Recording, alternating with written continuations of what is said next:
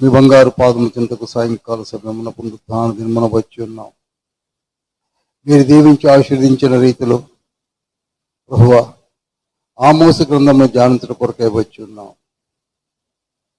మీ బిడ్డలమైన మేము మీ వాక్కులను వినుట కొరకు వచ్చి ఉన్నాం. మమ్మల్ని సిలువ చాటును మరుగుపరచండి. పరిశుద్ధ జ్ఞానమును మీరు మాకు వివరించండి. మరలా తిరిగి బోధించడం కొరకు జ్ఞానమును జ్ఞాపక శక్తిని ప్రసాదించండి. పరమ తండ్రి మీ శక్తి చేత నింపండి. యేసయ్య చేయి పట్టి నడిపించండి. ఆత్మతండ్రి మా మనోనేత్రములు వెలిగించి వాక్యమును గుర్తింపచేసి ఫలింపచేయము. యేసయ్య పరిశుద్ధ నామములో అతి విజయంతో వేడుకుంటున్నాం పరమ తండ్రి. ఆమేన్. ఆమోసు గ్రంథమును ఆమోసు అనే ప్రవక్త లిఖించాడు.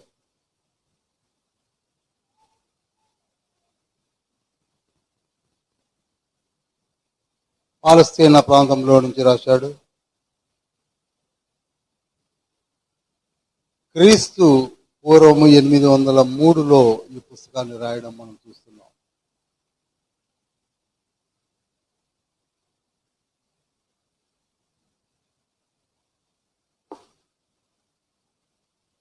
ఈయన యూదా రాజుల కాలంలో ఉన్నటువంటి ప్రవక్త. యూదా రాజైన ఉజ్జియా కాలంలో ఉన్నటువంటి ప్రవక్త. ఉజ్జియా అనగానే మనకి ఒక విషయం గుర్తుకు వస్తుంది.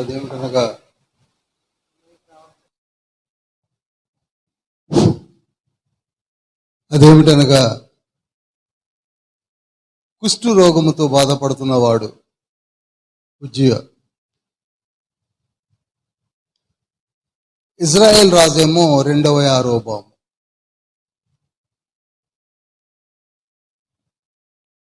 యూదుల రాజేమో ఉజ్జియా.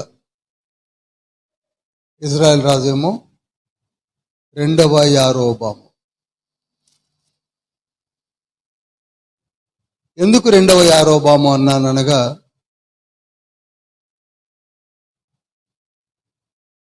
మొదటి యారోబాము ఇజ్రాయెల్ రాజు ఉన్నాడు. రాజ్యము 2 భాగాలుగా విభాగింపబడినప్పుడు మొట్టమొదటి ఇజ్రాయెల్ రాజు యారోబామే. యూదుల రాజు వచ్చి రెహాబాము. 997లో విభజన జరిగింది. ఆనాటి నుండి ఉత్తర రాజ్యము ఇజ్రాయెల్ గాను, దక్షిణ రాజ్యము యూదయ రాజ్యము గాను పిలువబడుతూ 39 మంది రాజులు రాజ్యమేలారు. మరలా చెప్తున్నాను,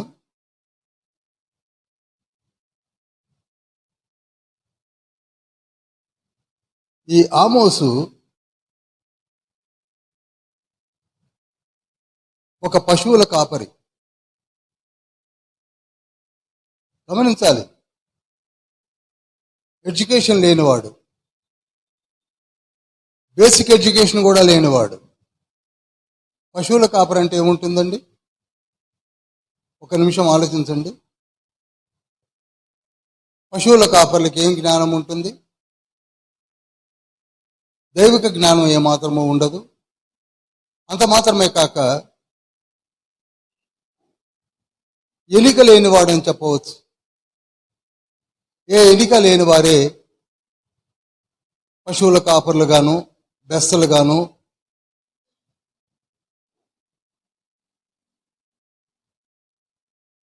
జీవిస్తున్న తరుణంలో తండ్రి వాడుకుంటున్నటువంటి విధానం మనకు కనబడుతుంది. చాలా జాగ్రత్తగా ఆలోచిస్తే ఒక పశువుల కాపరిని ప్రవక్తగా వాడుకుంటున్నాడు. ఈనాడు మనము క్రైస్తవులుగా ఉంటున్నాము. క్రైస్తవులైన మనం ఎంతవరకు వాడబడుతున్నామో ఆలోచించండి. క్రైస్తవులుగానే జీవించి క్రైస్తవులుగానే చనిపోతున్న వారంలో మనము ఉన్నాం. తండ్రి మనల్ని కేవలం క్రిస్టియన్ లైఫ్ లీడ్ చేయడానికి ఏర్పరచుకోలేదు. You have to do something. ఎన్నో మార్లు నేను ఈ 2 సంవత్సరాలు చెప్తున్నాను, we are extraordinary people, we are not ordinary people. క్రైస్తవ జీవితాన్ని జీవించి చనిపోవడానికి మనం తండ్రి సృజించడం లేదు, సృష్టించడం లేదు. మనకి జ్ఞానం ఉన్నది, చదువు ఉన్నది, ఆరోగ్యం ఉన్నది, తెలివితేటలు ఉన్నది, కానీ మనం వాడబడ్డం లేదు. సమర్పణ జీవితం అంత మాత్రమూ లేదు. ఎంతసేపు సొంత కార్యములను చూసుకుంటున్నాము కానీ దేవుని కార్యములు చూసుకోవడం లేదు. ఫిలిప్పీ పత్రిక 2వ అధ్యాయం 5వ వచనం ప్రకారంగా, ఫిలిప్పీ పత్రిక 2వ అధ్యాయం 21వ వచనం ప్రకారంగా, we are least bothered about the godly affairs. అటువంటి తరుణంలో తండ్రి ఏర్పరుచుకున్నటువంటి ఒక ప్రవక్త అంటే ఆమోస్.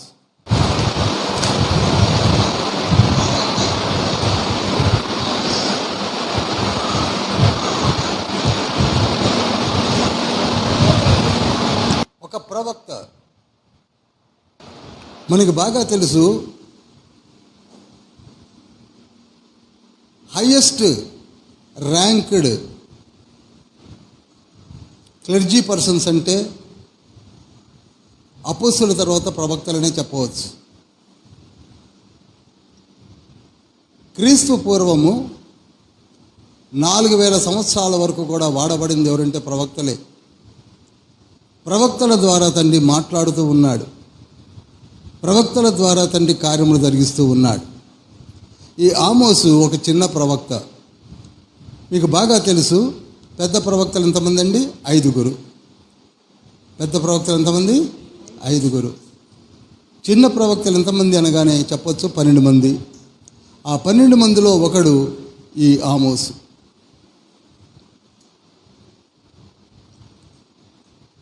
ఈయన తెకోవా పట్టణానికి సంబంధించిన వాడు. తెకోవా అనగానే యెరూషలేమునకు 10 మైళ్ళ దూరంలో ఉన్నటువంటి ఒక పట్టణము.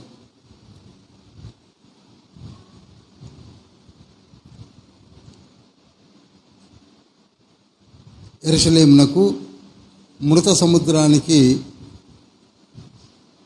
దరిదాపుల్లో ఉంటుంది తెకోవా అనే ఈ గ్రామము లేక పట్టణము. అతని నేటివ్ ప్లేస్ అది. తెకోవాలోని పశువుల కాపరైన ఆమోసు అని ఉంది లేఖనం. నిజానికి ఈయన యూదయ దేశములకు సంబంధించిన వాడే. కానీ దేవదేవుడు, నీవు ఉత్తర దేశంలోకి వెళ్ళి నేను చెప్పు మాటలను ప్రకటించమని తండ్రి ఇచ్చిన ఇన్స్ట్రక్షన్స్ ప్రకారంగా ఆయన ఇజ్రాయెల్ దేశంలో అడుగుపెట్టడం కనబడుతుంది. ఇంతవరకు ఈ ఉపోద్ఘాతం అర్థం అవ్వాలి. ఇంతకీ ఆమోసు ఎవరు? మళ్ళీ చెప్తున్నాను,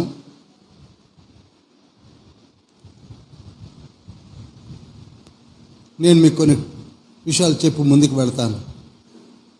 చాలామంది నన్ను అడుగుతున్న ప్రశ్నలు, అడిగే ప్రశ్నలు ఏమిటంటే, మీరు ఎలా చదువుతారు బైబిల్ని, మీకు ఎలా గుర్తుంటుంది, లేక ఎలా ఉపోద్ఘాతం చెప్తారు అని అడుగుతూ ఉంటారు నన్ను. నాకున్న ఈ 26 years ఎక్స్పీరియన్స్లో నేను ఒకటే చెప్తాను మీకు. ఒక అడుగు పక్కకి వెళ్ళి చెప్తున్నాను. పరిశుద్ధ బైబిల్ గ్రంథం ఒక కమలా పండు లాంటిది. జాగ్రత్తగా వినండి అందరూ. ఇది మీకు వీక్షిస్తున్నటువంటి ఆన్లైన్లో వారికి కూడా అర్థమవుతుంది. కమలా పండుని ఎక్స్టర్నల్ లేయర్ అంటారు. దాన్ని తీసినప్పుడు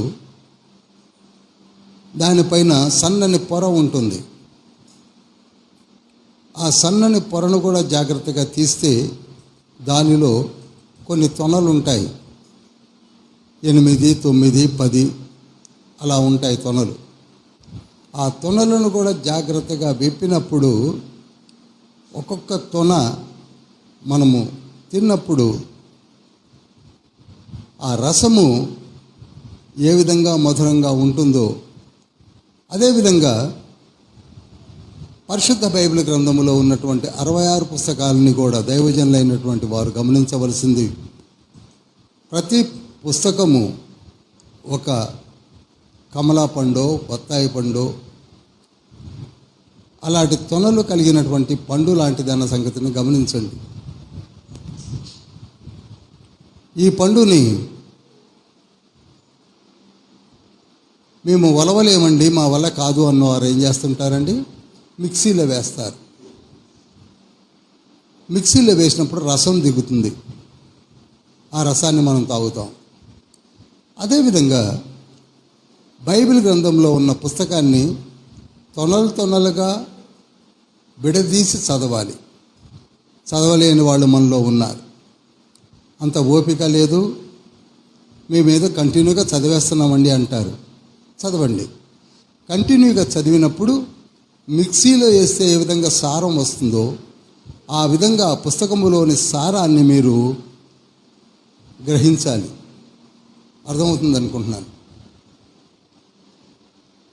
ఆ సారాన్ని మీరు తీసుకోగలిగితే ఆ పుస్తకం యొక్క వివరణ మీకు తెలిసిపోతుంది. ఇది ఫస్ట్ స్టేజ్ రీడింగ్ అంటా నేను. అలా కాదండి, మాకు ఇంకా డీటెయిల్డ్గా కావాలి, ఒక్కొక్క తొనని విడదీసుకొని ధ్యానించాలి. దాన్నే మెడిటేషన్ అంటారు. ఇప్పుడు అర్థమైంది అనుకుంటున్నాను. ప్రకటన గ్రంథం అన్నాం. ప్రకటన గ్రంథం అనగానే మనకి సారం ఏంటి? యుగాంతంలో జరగబోవు సంభవాలు. అందులో ఇంకా ఏమున్నాయి? ఒక్కొక్క అధ్యాయాన్ని చదవాలి. 22 తొనలుగా విభాగించి విడదీసి చదవాలి. ప్రతి పుస్తకం అంతే. ప్రతి పుస్తకం ఆదికాండం 50 తొనలు ఉంటాయి. పరమగీతాలు 8 తొనలు ఉంటాయి. జకర్యా గ్రంథము 14 తొనలు ఉంటాయి. ఏ గ్రంథమైనా తొనలను బొడదీసి చక్కగా తినాలి, లేదా మిక్సీలేసి సారాన్ని పట్టాలి. ఏమీ లేకుండా అసలు పుస్తకాల ముఖమే చూడకుండా, తొనల ముఖమే చూడకుండా నాకేదో రావాలంటే ఎప్పటికీ రాదు, జీవితాంతం ఇలానే ఉంటాం. కనుక ఎప్పుడైతే నీవు తొనల ప్రకారంగా చదవడం మొదలు పెడతావో అప్పుడు నీకు గ్రాహ్యములోనికి వచ్చి గ్రహించగలుగుతావు. ఏదో ఒక 100 ఒక 50 రెఫరెన్స్లు గుర్తుపెట్టుకున్నంత మాత్రాన ఎందుకు పనికిరావు. ఒక నెల రోజు నువ్వు పక్కకుంటే అన్నీ మర్చిపోతావు. కనుక గుర్తుంచుకోవడానికి ప్రయత్నం చేయొద్దు. గుర్తుంచుకోవాల్సిన అవసరమూ లేదు. రెఫరెన్స్తో మనకు సంబంధం లేదు, తొనలతో సంబంధం ఉంది. ఈనాడు ఈ ఆమోసు కావచ్చు, యోవేలు కావచ్చు, ఓబద్య కావచ్చు, ఇంకే పుస్తకమైనా కావచ్చు, సారాన్ని గ్రహించండి. లాస్ట్ టైం కూడా నేను చెప్పాను, ఉపోద్ఘాతము ఆ పుస్తకములో ఉన్న విషయము, వివరించే విధానము, ఇవి మీకు అర్థం అవ్వాలి. అందులో విషయాల్ని నోట్ చేసుకోవాలి అప్పుడప్పుడు, లేదా హృదయంలో పదిలపరచుకోవచ్చు అకార్డింగ్ టు యువర్ క్యాలిబర్. అది మీకున్న గ్రాహ్యమును బట్టి, మీకున్న జ్ఞాపక శక్తిని బట్టి, మీకున్న గిఫ్ట్ని బట్టి కూడా మీరు ముందుకు సాగవచ్చు. 1-2 సార్లు మనం ప్రయత్నం చేయవలసి ఉంటుంది. కనుక ప్రియులారా, ప్రతి విషయాన్ని జాగ్రత్తగా ధ్యానించాలి. ఒక మంచి బోధకుడుగా ఎదగాలి అంటే ఏవో 4 పుస్తకాలు చదివి అవే చెప్పుకుంటూ కూర్చోవడం కాదు. ఇది దేవుని యొక్క జ్ఞానము, దివ్య జ్ఞానము. అందుకే 4-6 ఆమోసులో ఎంత క్లియర్గా ఉంది చూడండి. ఆమోసు గ్రంథము 4వ అధ్యాయం 6వ వచనంలో ఏమనుంది చూడండి. మీ పట్టణములన్నిటిలోనూ నేను మీకు దంతశుద్ధి కలుగజేసినను, మీరున్న స్థలములన్నిటిలో మీకు ఆహారము లేకుండా చేసినను, మీరు నా తట్టు తిరిగిన వారు కారు. ఇదే యెహోవా వాక్కు. చూడండి, మనము ఎంతసేపు చదవకుండానే ఉంటున్నాం. ఎంత క్లియర్గా అంటున్నాడు చూడండి. మీ పట్టణములన్నిటిలోనూ నేను మీకు దంతశుద్ధి కలగజేసినను, మీరున్న స్థలములన్నిటిలోనూ మీకు ఆహారం లేకుండా చేసినను. ఏం చేసినా తిరగటం లేదు. మనము ఎంతసేపు బైబిల్ అనే మాటకు దూరంగా జీవిస్తున్నాం. చాలా విచారకరం. కానీ అప్పుడప్పుడు బోధించాలని ఒక తపన ఉంటుంది, దానివల్ల ఉపయోగం ఏమీ ఉండదు. కనుక చదవాలి చదవాలి చదవాలి. చదవడం ఎలాగో నేను మీకు చెప్పాను. సారాన్ని పట్టండి. ఇప్పుడు చెప్తున్నాను. ఆమోస్ అనేవాడు ఒక పశువుల కాపరి.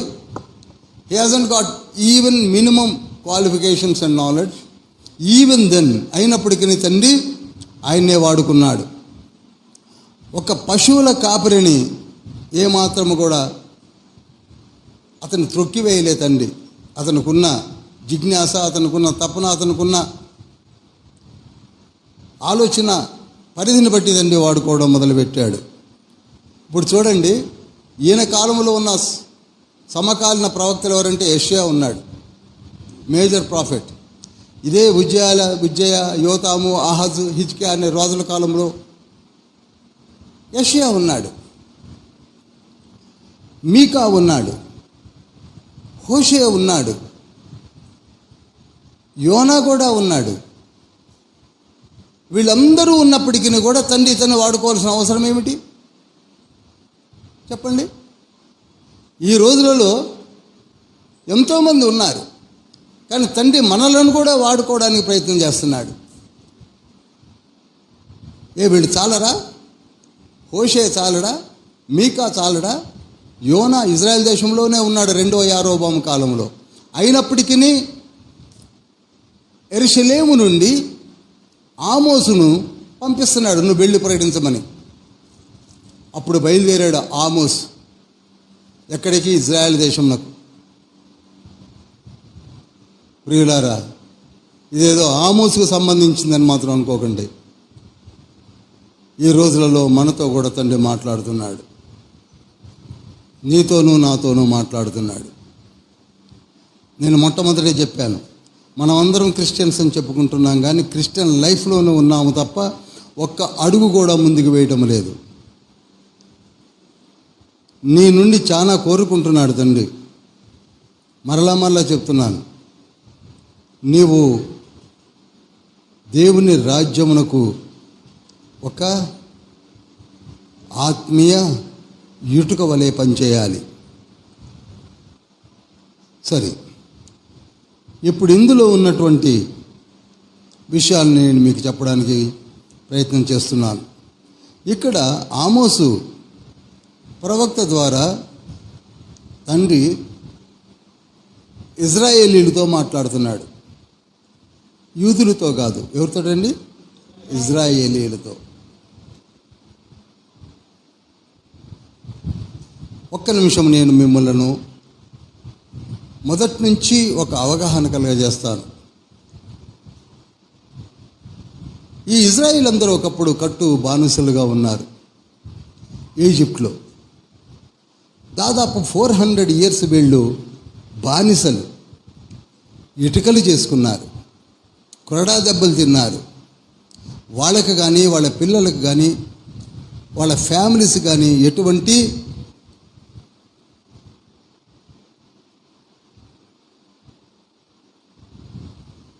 అవకాశములు, ఎటువంటి స్వాతంత్రము, ఎటువంటి సహాయము ఎక్కడ నుండి దొరకని స్థితిలో ఉన్నప్పుడు వారు మొరపెట్టారు, అబ్రహాము, ఇసాకు, యాకోబుల దేవా, మమ్మల్ని మర్చిపోయావా అని.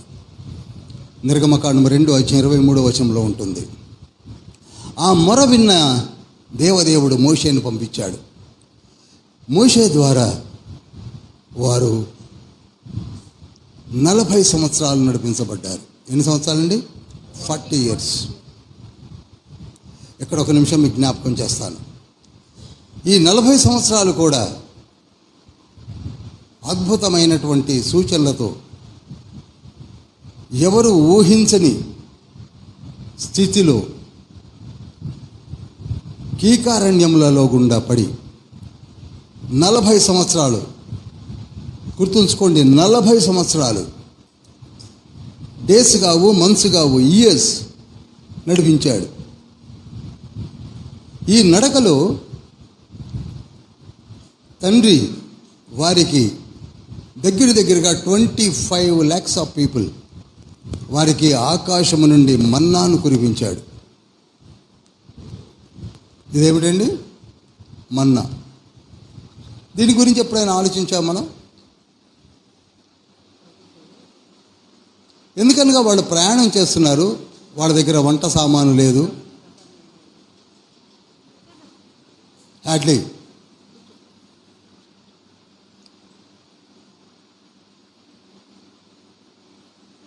స్టాక్ లేదు, రైసు లేదు, ఎవలు కానీ గోధుమలు కానీ ఏ హార్వెస్ట్ లేదు. అటువంటి స్థితిలో ఏ వంట వండుకోకుండా every day in the morning meals arrange చేశాడు. మన్నా, ఆ మన్నా దేవదూతల ఆహారము. అది వండుకోవలసిన అవసరం లేదు, రెడీమేడ్ ఫుడ్, ఫ్రెష్గా ఉంటుంది. మార్నింగ్ మీరు కూర్చుకున్నట్లయితే ఆ రోజంతా మీకు ఫ్రెష్గా ఉంటుంది.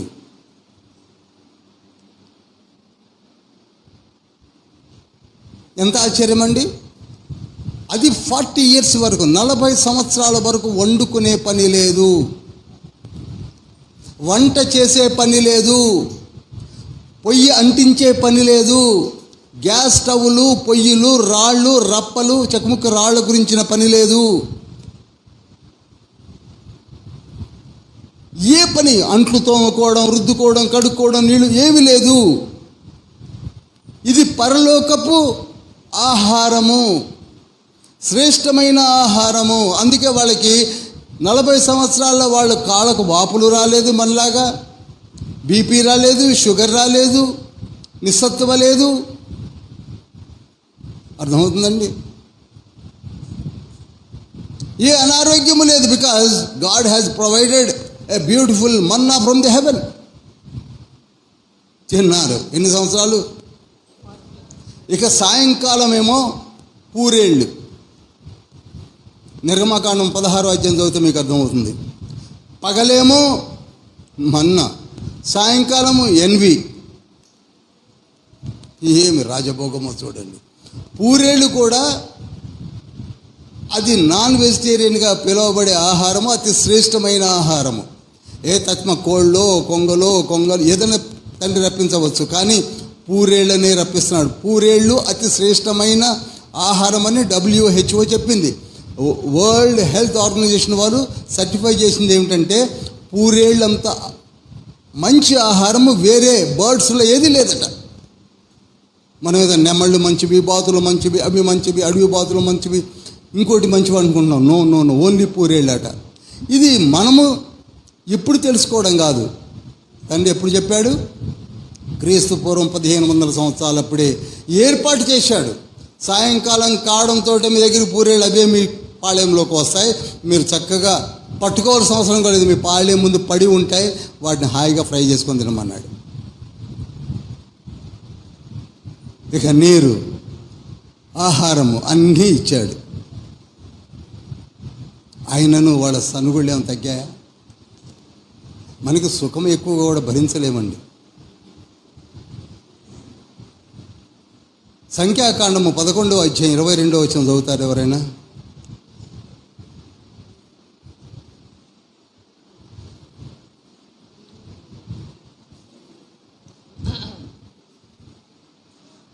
వారు తృప్తిగా తినున్నట్లు వారి నిమిత్తము గొర్రెలను పశువులను చంపవలన, వారు తృప్తిగా తినున్నట్లు సముద్రపు చేపలన్నీ వారి నిమిత్తము కూర్చవలన అనని. చూడండి, వీళ్ళకి ఇవి చాలటల్లా. నిర్గమకాండము 16వ అధ్యాయంలోనే ఆహారం ఇచ్చాడు. మార్నింగ్ ఏమో లంచ్కి మన్నా, డిన్నర్కి ఏమో పూరేళ్ళు. ఇవి వాడికి చాలవాట. వీళ్ళ మనసు కీరకాయలు, దోసకాయలు. ఈ మన్నా మాకెందుకండి, ఈ పూరేళ్ళు ఎందుకు తిని విసుకెత్తిపోయింది. మనలో కూడా చూసారా? క్రిస్మస్ రోజులలో 25, 26 బిర్యానీలు, చికెన్లు ఇవన్నీ వద్దట. పప్పుచారు చేసి అప్పుడా లేకుండా అంటారు 27వ తారీఖు నాడు. అలా ఉంది వీళ్ళ పరిస్థితి. వీళ్ళకి ఏం కావాలట? ఇక గొర్రెలు, గొడ్లు పెద్ద పెద్దవి కావాలట. ఒకవేళ ఇప్పుడు 25 లక్షల కాలి బలానికి ఎన్ని కోట్లు అయితే సరిపోతాయో ఆలోచించండి. ఎన్ని గొర్రెలు ఎన్ని మేకలు వాళ్ళు ఎమ్మటున్నాయన్ని చంపుకున్నా, వాళ్ళు ఒకళ్ళనొకళ్ళు చంపుకొని తిన్నా చాలు. మానవ నైజము బైబిల్ సరిగ్గా చదివితే అర్థమయ్యేది ఏమిటంటే వీఆర్ వెరీ వెరీ పూర్. అటువంటి స్థితిలో నడిపించేటువంటి తండ్రిని సూచన క్రియలను మర్చిపోయారు, మన్నాను మర్చిపోయారు, పూరేళ్లను మర్చిపోయారు, బండ నుంచి తిప్పించిన నీళ్లను మర్చిపోయారు, 40 సంవత్సరాలు నడిపించిన మోషేని మర్చిపోయారు, యెహోషువాను మర్చిపోయారు, 13 మంది న్యాయాధిపతులను మర్చిపోయారు, అందరినీ మర్చిపోయారు. ఎప్పుడు చక్కగా దూడలను పెట్టుకొని, బంగారు దూడలను చేసుకొని వాటికి మొక్కడం మొదలుపెట్టారు. ఫస్ట్ కింగ్ ఆఫ్ జెరోబామ్ అంటారు. బేతేలులో ఒక బంగారు దూడ, దానులో ఒక బంగారు దూడ అని పెట్టి ఆ దూడకు మొక్కడం మొదలుపెట్టారు. ఆ స్థితిలో ఉన్నప్పుడు తండ్రి మాట్లాడుతున్న మాటలు ఇవి. మీరే చెప్పండి, ఏం చేయాలి వాళ్ళని? ఇప్పుడు మననే తీసుకుందామండి.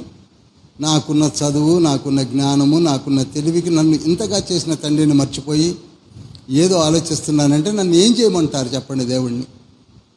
అలానే మిమ్మల్ని ప్రశ్నించుకోండి. మనకున్న తెలివితేటలకు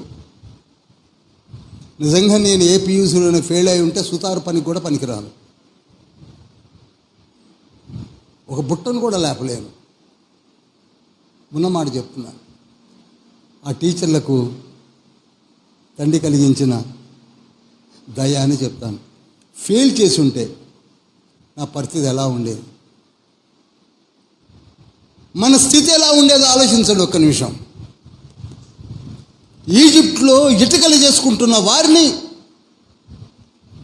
40 సంవత్సరాలు మోషే, 20 సంవత్సరాలు యెహోషువ, న్యాయాధిపతులు 13 మందిని తండ్రి పంపించి చేయించి కాపాడి చీట్లు వేయించి ఫ్రీగా రిజిస్ట్రేషన్లు చేయించి ఇళ్లను, కట్టని ఇళ్లను, తవ్వని బావులను, ఏనాడు నువ్వు ఏర్పాటు చేయలేనటువంటి ద్రాక్ష తోటలను, ఒలివ మొక్కలను నీ పేట రిజిస్ట్రేషన్ చేయించి,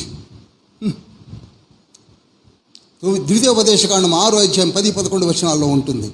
ఇస్తే వాటిని అనుభవిస్తూ బంగారు దూడలను చేసుకొని పూజిస్తున్న వారలారా అంటున్నాడు తండ్రి. ఇక ఈ 2 దేశాలు ఎలా తగలబడ్డాయంటే ఒకళ్ళ మీద ఒకళ్ళు యుద్ధానికే వెళుతున్నారు. ఇక చుట్టుపక్కల నక్కల్లాగా కాసుకొని ఉన్నారు. చుట్టూ దేశాలన్నీ కూడా బోర్డు ఉంటే చూపించేవాడిని. చుట్టూ దేశాలు ఉన్నాయి. తూరు, సీదోను, దమస్కు, మోయాబు, అమ్మోనీయులు, సిరియన్లు, ఇటు కింద ఈజిప్టు, అటు బబులోను, ఏలాము, అరేబియా దేశములు. ఎవరి మీద పడదామని? వీరి మీద పడదామని. వారికి ఇస్తున్న అల్టిమేటమే ఈ మొదటి 2 అధ్యాయాలు. నేను కష్టపడి కనాన్లోనికి తీసుకొని వచ్చి మిమ్మల్ని ఏర్పాటు చేసి రిజిస్టర్ చేయించి గర్భఫలమునిచ్చి రాజులుగా ఏర్పాటు చేసి కోటీశ్వరులు చేస్తే దూడలను పెట్టుకొని, బంగారు దూడలను పెట్టుకొని ఆకాశ దేవతట, ఆకాశ రాణి, ఇర్మియా గ్రంథం 44వ అధ్యాయం 18వ వచనంలో ఉంటుంది. కర్రతో, కొయ్యతో, వెండితో, రాగితో, ఏ లోహము దొరికితే ఆ లోహంతో రాళ్ళు చేసుకొని, రప్పలు చేసుకొని, ఆకారాలు చేసుకొని, బొట్లు పెట్టి మొక్కి మొక్కి మొక్కి మొక్కి అసలు తండ్రి జ్ఞాపకం లేకుండా కిందనే, పైన ఇజ్రాయేలీలు, కింద యూదయులు కింగ్ సాల్మన్ కట్టిన దేవాలయం ఉంది. దాని ముఖం చూడకుండగా వీళ్ళు సొంతగా గుళ్ళు కట్టుకొని అన్య దేవతలను మొక్కడం ఆరంభించారు. అందుకే 8 దేశాలకు అల్టిమేటం ఇస్తున్నాడు తండ్రి. నా ప్రజలు చెడిపోయారు, నా ప్రజల వైపు చూస్తున్నటువంటి గుంట నక్కల్లాగా ఉన్న ఓ దేశముల వారలారా, ఒక్క నిమిషము చూడండి, వీళ్ళను కొడతాను, మిమ్మల్ని కొడతాను, వీళ్ళేదో చెడ్డవాళ్ళు, మీరు మంచివాళ్ళని కాదు. ఈనాడు మనలో చాలామంది ఉన్నారు, ఏమంటే నేను ప్రతిరోజు ప్రార్థన చేస్తున్నాను, నేను అది చేస్తున్నాను, ఇది చేస్తున్నాను అనుకుంటారు. కానీ నువ్వు నిజంగా సబ్మిటెడ్ వెసల్వేనా? నీ ప్రార్థన తండ్రి దగ్గర చేరుతుందా? నువ్వు నిజంగా మారు మనసు ఎప్పుడైనా పొంది ఉన్నావా? మారు మనసు అనే మాటకు అర్థం తెలుసా? బాప్తిస్మం అనే మాట ఎప్పుడైనా విన్నారా?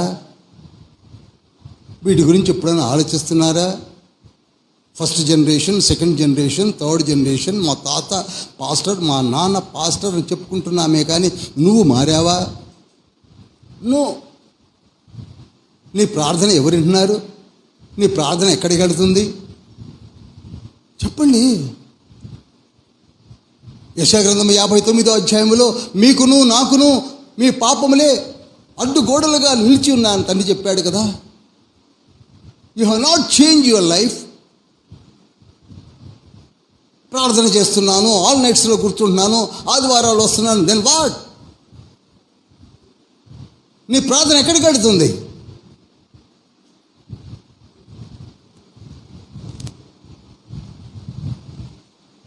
ఒక్కళ్ళు కూడా దేవుని వైపు చూడడం లేదు అనే విషయాన్ని చెప్పడానికి ఆమోసును పంపించాడు.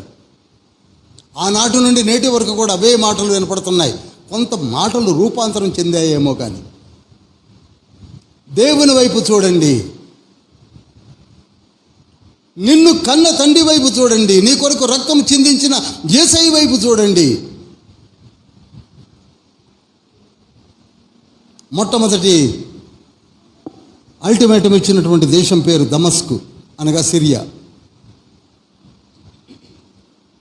ఈ ఇజ్రాయెల్ దేశమునకు జస్ట్ పైనే ఉంటుంది సిరియా, జస్ట్ పైన ఉంటుంది. మాట్లాడితే సిరియన్లు ఎవరి మీద యుద్ధానికి వస్తున్నారు? ఇజ్రాయేలు యెరూషలేము మీదకి వస్తున్నారు. ఆనాడు కాదు, ఈనాడు కూడా. మొన్న ఈ మధ్యన మీకు నాకు తెలిసి ఒక 2 months back I think there is a war between Syria and Israel. మొన్న మధ్యన జరిగింది. ఇప్పుడు ఇరాన్ వర్సెస్ ఇజ్రాయెల్ జరుగుతుంది. ఇది ఎప్పుడుది? 803 ఏమని చెప్పండి, 803. ఇప్పుడు 2024లో కూడా అదే యుద్ధం జరుగుతుంది. సిరియన్లు, అందుకే సిరియన్లకు వార్నింగ్ ఇచ్చాడు. ఏమని?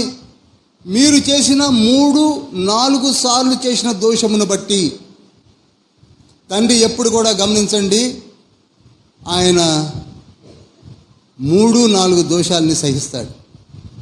చూడండి ఎంత క్లియర్గా అంటాడు, ఒక్కసారి చూడండి. యెహోవా 3వ వచనములో యెహోవా సెలవిచ్చినదేమనగా, దమస్కు 3 సార్లు 4 సార్లు చేసిన దోషములను బట్టి నేను తప్పకుండా దాన్ని శిక్షింతును. చాలండి. ప్రతి ఒక్కళ్ళను కూడా excuse will be given thrice. 3 సార్లు ఇస్తాడట, 4 సార్లు. ఇంతకంటే ఏమి ఇస్తారండి మన జీవితాల్లో? అందుకే చూడండి,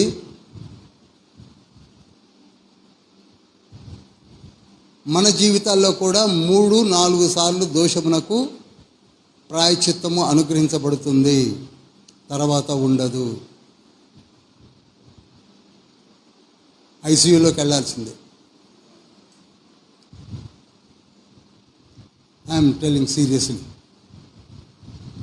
ఒకవేళ నువ్వు ఐసీయూలో ఉన్నా తీసుకొచ్చి బయట పెడతాడు. ఎందుకని? నీవు 3-4 సార్ల వరకు నీ ఛాన్స్ ఉంది. ఆ తర్వాత ఒకవేళ రిపెంట్ అయితే డెఫినెట్గా సేవ్ అవుతావు. రిపెంట్ కాలేదు, that is lost laugh in your life. నవ్వుకుంటూ కూర్చోవడమే నీ జీవితం అంతా. తండ్రి చెప్పిన మాట. మీరు 8 దేశాలను కూడా జాగ్రత్తగా చదివితే 3-4 సార్లు చేసిన దోషములను బట్టి నేను మిమ్మల్ని శిక్షిస్తాను అంటున్నాడు తప్ప ఒకటిసారి కొడతానంటల్లా. ఈనాడు మనము కూడా విర్రవీగి తిరుగుతున్నాం. ఎవరని చెప్పుకోండి నాకెందుకండి, ఎన్నిసార్లు అని చెప్పుకోండి నాకెందుకండి, నాకు అవసరం లేదని తిరుగుతున్నావే. You will be given only 2 times. 3-4 4 సార్ల వరకు కటాఫ్ ఉంది. ఆ తర్వాత నిన్ను కొట్టేస్తాడు. కొట్టేస్తానన్నాడు, కొట్టి పారేస్తున్నాడు. తర్వాత చదవండి. మరి ఎంతమంది చదువుతున్నారో నాకు తెలియదు. మిక్సీలో వేసి చదవండి, మిక్సీలో వేసి తిప్పన్నా చదవండి, లేదా తొనల చేసి చదవండి, ఇంకా బాగుంటుంది. 1వ తొన, ఓహో 2వ తొన, 3వ తొన. ఇంత టైం లేదు, మిక్సీలో వేయండి. ఇక 2వ పట్టణం పేరు గాజా. గాజా మొన్నటిదాకా గాజా స్ట్రిప్ మీదే యుద్ధం జరిగింది కదండి. హమస్ గాజా స్ట్రిప్ మీదే ఉంది. అక్కడ కూడా మీరు చూసినట్లయితే 3 సార్లు 4 సార్లు మీరు చేసిన దోషమును బట్టి నేను మిమ్మలను ఏమిటా శిక్ష ఏమిటనేది మీరు చదవండి, లేకపోతే ఇక్కడనే ఈరోజు అయిపోద్ది నాకు. ఆ తర్వాత తూరు దేశము, అది మధ్యధరా సముద్రమునకు ఆనుకొని ఉన్న తీర ప్రాంతము. దానికి కూడా మీరు చూసినట్లయితే 3-4 సార్లు చేసిన దోషమును బట్టి దొళ్ళగొడతాను అంటున్నాడు. దొళ్ళగొడతాను ఎటువంటి మాటలండి. ఆ తర్వాత ఏదోము, ఇంకో దేశం పేరేంటండి? ఏదోము. ఏదోము అనగా మీకు ఏమన్నా అర్థమైందా? ఏదోమీలో రండి ఏశావు సంతానం. సొంత కజిన్స్ అంటారు. ఇజ్రాయేలీలు, యూదులు, యోదోమీలు వీళ్ళందరూ కూడా ఏంటండి ఒక బ్లడ్లో నుంచి వచ్చిన వారు. ఇస్సాకు కవల పిల్లలు, యాకోబు ఏశావు సంతానం. మీకు విషయం తెలుసా? శరీర ఆకృతిని బట్టి కొంచెం వెంట్రుకలు ఎక్కువగా ఉంటాయే తప్ప ఏశావుకి సడన్గా చూస్తే యాకోబు ఎవరు ఏశావు ఎవరు గుర్తుపడడం కష్టమట. మీరు ఎన్సైక్లోపీడియా చూడండి, ట్విన్స్ వాళ్ళు, ఎత్తు ఆకారము అంతా దూరంకి వెళ్ళి. అందుకే ఇస్సాకు గుర్తుపట్టలేకపోయాడు, తడుముకోవడం తప్ప. ఎలా చూసినా అంతా ఒకటి ఎలా ఉంటారు. మనం ఏదో ఏశావు యాకోబులు అనుకుంటా, మనంతా వేర్లేండి మన రీడింగ్ అంతా. మనమంతా పైన చదివేస్తాం. విజనరీ రీడింగ్ ఏడుంది? మన రీడింగ్ వేరు, మనది స్పెషల్గా ఉంటుందిగా, మనకి ఏది ఎక్కదు. ట్విన్స్ వాళ్ళిద్దరు చిన్ననాటి నుండి కూడా ఇద్దరు ఒకే లైన్లో పెరిగారు. కొంచెం వెంట్రుకలు ఎక్కువగా ఉంటాయి, దూరంకి వెళ్ళి చూస్తే గొంతు కూడా గుర్తుపడడం కష్టమని రికార్డ్ చేయడం జరిగింది. అందుకే రెబ్కా ఇస్సాకులు కూడా కన్ఫ్యూజ్ అయ్యేవారు, అమ్మ అని పిలిస్తే అంత దగ్గరగా ఉండేవాళ్ళు. అటువంటి ఏదోమీయులు ఎందుకు నువ్వు కానీ ఇజ్రాయెల్ అంటే చచ్చేంత పామును చూసిన ముంగిసాల అని. ఇంతకీ యేసయ్యను శిక్షించడానికి ఉవ్విళ్ళూరినటువంటి వారు ఎవరనుకుంటున్నారు? అంతిప హేరోదు, ఏదోమీయుడు. ఏదోమీయుడే. కనికరం ఉందా? ఎందుకండి ఇన్ని అనవసరంగా అరెస్ట్ చేశారని ఒక్క మాట అనగలిగాడా? మర్చిపోయాను. వచ్చే వారం చెప్పబోయేది కూడా ఓబజ్య గ్రంథము. ఓబజ్య ఏదోమీయుల గురించే ఉంటుంది. అర్థమవుతుంది అనుకుంటున్నాను. జాగ్రత్తగా చదివితే సారాలన్నీ ఎక్కితే. ఒక పుస్తకానికి లింక్ ఉందండి. చాలామంది అనుకుంటున్నారు పాత నిబంధన గ్రంథం ఎప్పుడో తీసేసాను brother. 200 years back it self పాత నిబంధన గ్రంథం అక్కర్లేదని ఇప్పుడు అనుకోవడం కాదు, 200 సంవత్సరాల క్రితమే అనుకున్నారు. కానీ పాత నిబంధన గ్రంథాన్ని పక్కకు పెడితే కొత్త నిబంధన గ్రంథం నీకు జీవితకాలం అర్థం కాదు. ఎందుకనగా పాత నిబంధన గ్రంథము పునాది అయితే కొత్త నిబంధన గ్రంథము స్ట్రక్చర్ అవుతుంది. ఏ పునాది లేని ఇల్లు నిలవదు. పునాది లేకుండా చదివితే నీవు నీ ఇంట్లోనికి వెళ్ళలేవు. ఇక ఆ తర్వాత అమ్మోనీయులు. ఏదోమీయుల తర్వాత ఏముందండి? అమ్మోనీయులు. ఎంతమంది తెలుసండి అమ్మోనీయులు ఎవరు? అమ్మోనీయులు జనాంగము పితరుడు ఎవరు? మూల పురుషుడు ఎవరు?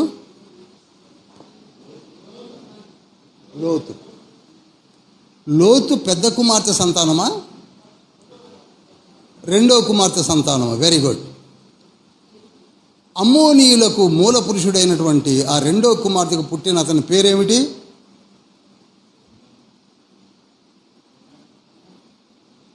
పెద్దగా చెప్పండి, నో ప్రాబ్లం. తప్పు చెప్పినా రెక్టిఫై చేస్తాను. బెన్నమ్మి. లోతు యొక్క రెండో కుమార్తెకు పుట్టినటువంటి కుమారుని పేరు బెన్నమ్మి. బెన్నమ్మిలో నుండి వచ్చిన వారే వీళ్ళు అమ్మోనీయులు. లోతుకి మొదటి కుమార్తెకు పుట్టినటువంటి సంతానము, మొదటి వ్యక్తి పేరు మోయాబు. మోయాబు నుండి వచ్చిన వారే మోయాబీయులు. అక్రమ సంతానము మోయాబీయులు, అమ్మోనీయులు. అక్రమ సంతానమైన అందులో నుండి దేవుడు ఆశించాడే తప్ప తొక్కివేయాలని ప్రయత్నం చేయలేదు. ఆయన పక్షపాతి కాదు. మొట్టమొదట మన తండ్రి పక్షపాతి కాదు. నీవు మంచిగా జీవిస్తే ఖచ్చితంగా నిన్ను ఎత్తుకుంటాడు. నువ్వు చెడుగా జీవిస్తే ఎక్కడున్నా వదిలేస్తాడు. రూతు మోయాబీయురాలే, మర్చిపోకండి. డిస్క్రిమినేటెడ్ జనాంగములో నుండి వచ్చిన రూతుకి తండ్రి ముత్తల్లిగా ఉండటానికి ఇష్టపడ్డాడు. కనుక తండ్రికి కావలసినది మారు మనస్సు, ఆయన వైపు చూసే గుణ లక్షణాలు కలిగి ఉండాలని కోరుకుంటున్నాడు. ఇప్పుడు అమ్మోనీయుల రాజ్యమునకు, మోయాబీల రాజ్యమునకు మొత్తం 6 దేశాలు చుట్టూరు తిప్పితే మీరు మ్యాప్లో గీస్తే సర్కిల్ లాగా ఉంటుంది. ఒక గుండ్రం తయారే, గుండ్రం మధ్యలోనే ఉంటాడు ఈ ఇజ్రాయెల్ దేశపు జనాంగము.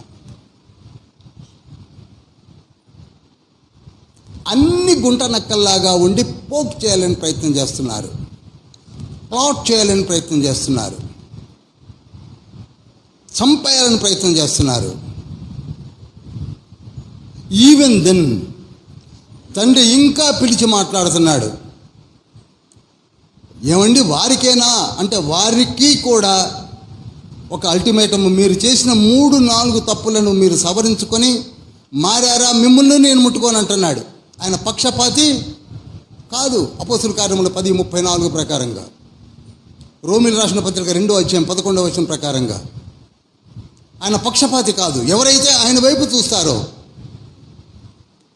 తండ్రి వారిని క్షమిస్తాడు. వారితో పాటు కలిపి చూడండి 2:4 యూదా 3 సార్లు 4 సార్లు చేసిన దోషములను బట్టి నేను తప్పకుండా వారిని శిక్షింతును. ఎలయనగా వారు తమ పితరులను అనుసరించిన అబద్ధములను చేపట్టి మోసపోయి యెహోవా ధర్మశాస్త్రమును విసర్జించి ఆయన విధులను గైకొనకపోయిరి. యోధా మీద నేను అగ్ని వేసేదను. చూశారా, స్ట్రైట్గా చెప్పేస్తున్నాడండి. అగ్ని వేసేస్తాను అంటున్నాడు. ఎందుకని? వాళ్ళతో పాటు వీళ్ళకి ఛాన్స్ ఇచ్చాడు. 3 అటు యూదాతో పాటు మనకు ఛాన్స్ ఇస్తున్నాడు. 3 ప్రతి ఒక్కరు గుర్తుంచుకోండి. మీ జీవిత విధానాన్ని ఒకసారి పరీక్షించుకోండి. 4 ఛాన్సెసే ఉంటాయి. తర్వాత నేను మళ్ళీ చెప్తున్నాను, ఐసీయూలోకి వెళ్ళిపోతారు. సీరియస్గా చెప్తున్నాను. అసలు యూదా రాజుల దగ్గర కానీ ఇజ్రాయెల్ రాజుల దగ్గర కానీ ధర్మశాస్త్ర జిరాక్స్ కాపీ లేదు. రాజులు కూడా తండ్రిని వదిలివేశారు. ఎంత క్లియర్గా అంటున్నాడు చూడండి. యెహోవా ధర్మశాస్త్రమును విసర్జించి ఆయన విధులను గైకొనకపోయిరి. ఈనాడు మనము కూడా అంతే. మన చేతిలో బైబిల్ ఉన్నది కానీ ఆ విధులేమిటో మనకి తెలియదు. ప్రభువు దిగి వచ్చి చెప్పిన మాటే మనకు గుర్తులేదు. పరలోక రాజ్యము సమీపించినది, మారు మనసు పొందండి అని యేసయ్య చెప్పిన మాట ఎవరికి గుర్తుంది? మనమే చెప్తున్నాము. He is none other than God, is almighty God, is supreme God, is deity God, is incarnation of most high God అన్నీ చెప్తాం. మారు మనసు అనే మాట మాత్రం పక్కకి వెళ్ళిపోతుంది. అందుకే అన్నాడు, ఎంత మాట, ఆయన విధులను గైకొనకపోయేది కనుక నేను అగ్ని వేస్తాను. ఏం వేస్తా అన్నాడు? చెప్పరు. No mercy at all. ఎందుకండి మెర్సీ? దేనికి మెర్సీ? ఎవరి కొరకు మెర్సీ?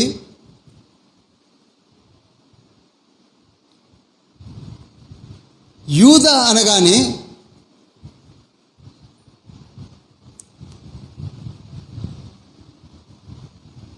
ఆవిడకు ఒక పేరు పెట్టాడు యెహెజ్కేలు గ్రంథములో, ఓహోలిబా అని. యూద చిన్నది, ఇజ్రాయేల్ అక్క, యూద చెల్లి. అక్క పేరు చెప్తారు ఎవరన్నా? ఓహోలా. చెల్లి పేరు ఓహోలిబా. రెండే.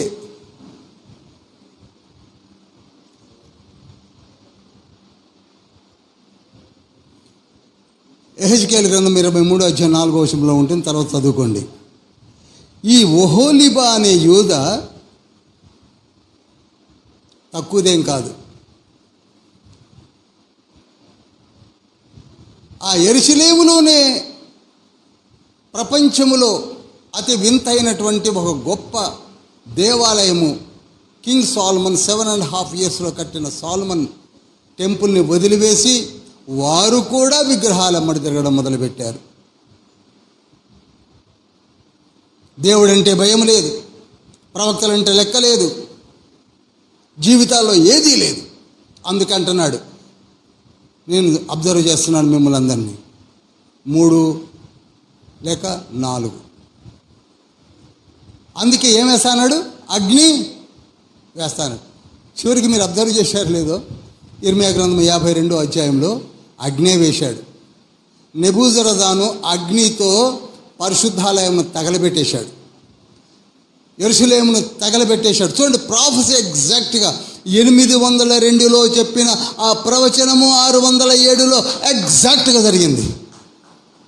తగలబెట్టేశాడు. నేను ఇందాకదే చెప్పాను, మన జీవితాలు కూడా మారకపోతే దొళ్ళగొడతానంటున్నాడు. చేట నా చేతిలో ఉన్నది, పొట్టును తీస్తాను, ధాన్యమును కొట్టులో వేస్తాను, కాల్చి పారేస్తాను అని అనలేదా? మత్తయి సువార్త 3వ అధ్యాయం 11, 12, 13 వచనాల్లో. మన జీవితాలు అంతే అవుతాయి. ఇదేదో ఆమోసు అక్కడ చెప్తున్నాడని కాదు, మనతో ఈనాడు కూడా తండ్రి మాట్లాడుతున్నాడు.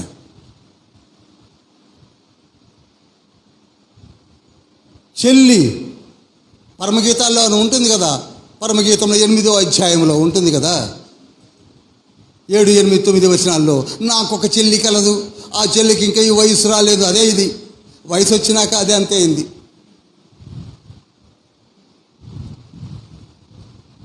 మనము తండ్రి వైపు చూడాలి, నీ కొరకే రక్తము చిందించిన యేసయ్య వైపు చూడాలి. నీ దోషములన్నిటినీ పరిహరిస్తాను, నీ పాపములన్నిటినీ కడిగి వేస్తాను, నేను మిమ్మల్ని ఎత్తుకుంటాను అన్నాడు. ఇక చూడండి, తర్వాత 8వ దేశం ఏమిటంటే ఇజ్రాయేలు. ఈవిడ పేరు ఓహోలా. ద్రవ్యమునకై నీతిమంతులను ఏమండి అమ్మివేయుదురు. యేసేపును అమ్మింది ఎవరు? వీళ్ళే కదండి. ద్రవ్యమునకు యేసేపేంటి? నిన్ను నన్ను కూడా అమ్మేస్తారు. మనతో జాయింట్ వ్యాపారం అంటారు, ఆ వ్యాపారం ఈ వ్యాపారం అంటారు, మొదలు పెడతారు. తర్వాత నిన్ను నన్ను కూడా అమ్మేసుకొని వాడొక్కడు జైలు పోగేసుకొని వెళ్ళిపోతాడు. చూడండి, ఇక్కడ ద్రవ్యమునకై నీతిమంతులను అమ్మివేయుదురు, పాదరక్షల కొరకే బీదవారిని అమ్మివేయుదురు. చెప్పుల కొరకు కూడా అమ్మి పారేస్తాం. అది ఓహోలా యొక్క గుణలక్షణం. సొంత తమ్ముడిని అమ్మి పారేసినటువంటి అన్నలు కలిగినటువంటి ఓహోలా. మనమేం తక్కువ కాదండి. అన్న మీదనో తమ్ముడి మీదనో జానుడు జాగా పోయిందని చెప్పి కోర్టుకెక్కి ఇంకా తిరుగుతున్న వారు మన మధ్యలో లేరా? ఉన్నారు. మనమేం తక్కువ కాదు. పైకి అలా కనపడుతున్నాం కానీ మనం కూడా అదే బాబుది. అందుకే తండ్రి అంటున్నాడు, 8 దేశాల్లో 2 దేవుని జనాంగము, దేవుని యొక్క రాజ్య సంబంధులు. యూదా, ఇజ్రాయెల్ దేశాలంటే ఎవరండి? 60 సంవత్సరాలు నడిపించాడు తండ్రి రెక్కల పైన.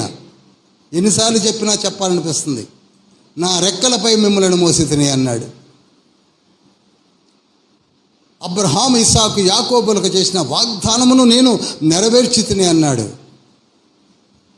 ఆదికాండం 17వ అధ్యాయంలో అబ్రహాముతో ఏ వాగ్దానం అయితే చేశాడో ఆ రాజులను ఇదిగో నీలో నుండి పుట్టించానని చూపించాడు. సౌలు, దావీదు, కింగ్ సోలమన్, తర్వాత 39 మంది రాజులు. తండ్రి వాగ్దానాలు నెరవేరుస్తున్నాడు. కానీ మనం మాత్రం ఆయన మర్చిపోయి జీవిస్తున్నాం. అందుకే అన్నాడు, ఏమన్నాడు? నాశనము జరుగుతుంది. ఆమోసు గ్రంథము 8వ అధ్యాయం 6వ వచనం చూడండి. ఆమోసు 8:6. దరిద్రులను వెండికి కొనునట్లును, పాదరక్షలనిచ్చి బీదవారిని కొనునట్లును, చచ్చు ధాన్యమును మనము అముదము రండని విశ్రాంతి దినం ఎప్పుడైపోవునో అని చెప్పుకుని వారలారా, ఈ మాట ఆలకించుడి. యాకోబు యొక్క అతిశయాస్పదము తోడని యెహోవా ప్రమాణము చేయునదేమనగా, వారి క్రియలను నేనెన్నడను మరువను. చాలండి, ప్రమాణం చేసి మరీ చెప్తున్నాడు, నేను మరవను. మనం కూడా అదేనండి. మనం చేస్తున్నాం కానీ ఎవరూ చూడలేదనుకుంటున్నాం. ఒంటెలాగా ప్రతి క్రియ రికార్డ్ అవుతుంది. నేను నిన్ను ఎరుగుదును అన్నాడు తండ్రి. ఇర్మియా 29:11. ప్రకటన గ్రంథంలో ప్రతి 2-3 అధ్యాయాల్లో ప్రతి వచనంలో అన్నాడు, నేను నిన్ను ఎరుగుదును, నేను నిన్ను ఎరుగుదును, నేను నిన్ను ఎరుగుదును, నేను నిన్ను ఎరుగుదును.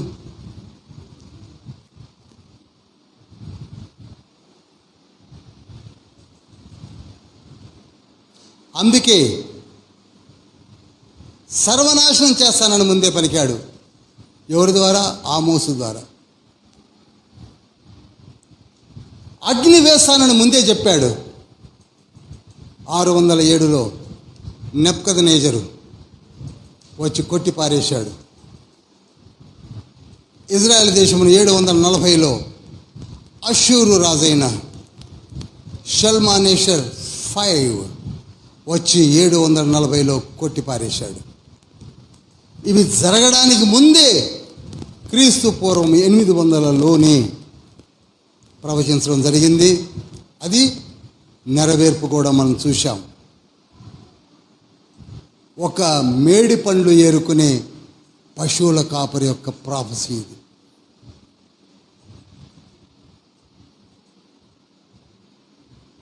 ప్రియులారా,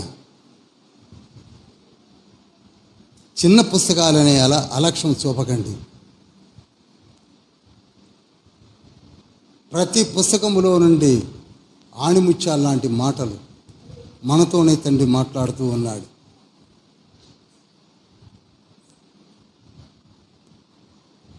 ఆనాడు వారు, ఈనాడు మనము కూడా ఆ మాటను లెక్క చేయడం లేదు. నేను మళ్ళీ మీకు దండం పెట్టి కూడా చెప్తున్నాను, 3rd ఇయర్లోకి ఎంటర్ అయ్యాం. మారు మనసు పొందడం లేదు, మారు మనసు అనే మాటకు తావివ్వడం లేదు. మారు మనసు పొందిన వారు కూడా ఐక విచారాల్లోనే ఉంటున్నారు. నెగ్లిజెంట్ యాటిట్యూడ్, తక్కువ రెస్పాన్స్ ఇస్తున్నారు దేవునికి, ఎక్కువ రెస్పాన్స్ ఇస్తున్నారు ఇతర కార్యములకు. ఎప్పుడైతే నీ కాళ్ళు పూర్తిగా పడిపోతాయో అప్పుడు గుర్తుకొస్తాడు దేవుడు. दुख में सुमिरन सब करे, सुख में करे न कोई, ताही सुख में सुमिरन करे तो दुख काहे का होय. ప్రార్థన సుఖములో చేయడం అలవాటు చేసుకోండి, దుఃఖము ఉండదు.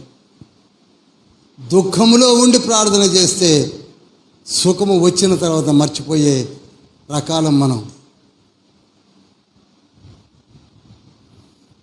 ఆమోసు గ్రంథము 3వ అధ్యాయము 15వ వచనము.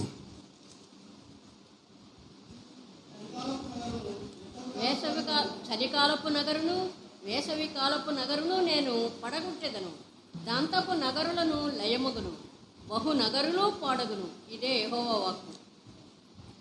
జాగ్రత్తగా వినండి దయచేసి. మీ కాన్సన్ట్రేషన్ కొంచెం సబ్జెక్ట్ మీద ఉంచండి. ఇక్కడ చలికాలపు నగరులు,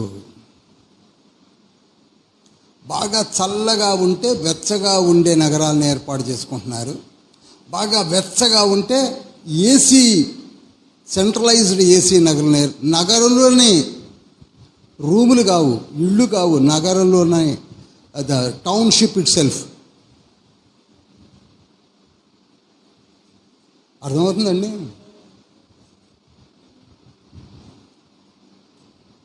మీరే ఆలోచించండి. చలికాలం మనం ఏం చేస్తుంటాం? వెచ్చదనం కొరకు కుంపట్లు పెట్టుకొని కొందరు ఆ కుంపటి చుట్టూరు కూర్చుంటారు, అగ్ని చేసుకొని కూర్చుంటారు చలికి తట్టుకోలేక.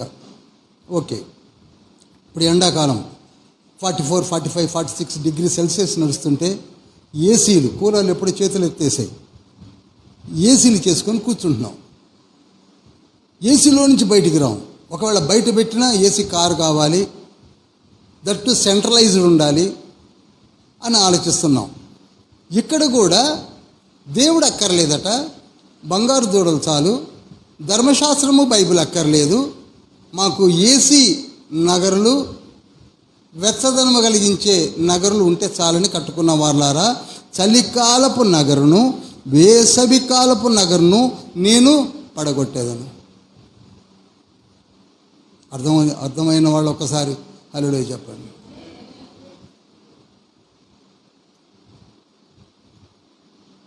దంతపు నగర్లు లయమవును. దంతపు నగర్లు అంటే మీకు మాట చెప్తాను. ఈ ఎండాకాలం చల్లగా ఉండాలంటే మనం ఏ విధంగా అయితే పిఓపి చేయిస్తామో ఆ విధంగా ఆ ఇళ్లకు దంతాలతో పేర్చి కట్టిన ఇళ్లలోకి ఎండ లోపలికి రానివ్వదట. ఆ దంతాలంటే ఏనుగు దంతాలు. ఇప్పుడు ఎన్ని ఏనుగులను చంపితే ఒక ఇల్లు అవ్వాలండి? ఆలోచించండి ఒక్క నిమిషం. ఇక్కడనే ఆగితే చాలు, మనం ఏదో లోడ చదువుకొని పోవడం కాదు. దంతపు ఇల్లు అంటే ఎన్ని దంతాలతో ఇల్లు కట్టగలము? ఒక రూమ్ పోని. ఈ పిఓపి వేయడానికే వాడు దగ్గర 15-20 వేలు క్లెయిమ్ చేస్తున్నాడే. This is nothing but a quality of cement mixed with some other material. కానీ అక్కడ దంతాలే కావాలి. ఆమోసు గ్రంథము 6వ అధ్యాయము 4వ వచనం చూడండి. దంతపు మంచముల మీద పరుండుతూ ఆగదు, మీద ఇక ఇల్లు అయిపోయింది, దంతపు మంచాలట. మనకి ఎంత చల్లదనం కావాలో తెలుసా? ఇల్లు దంతపుదే,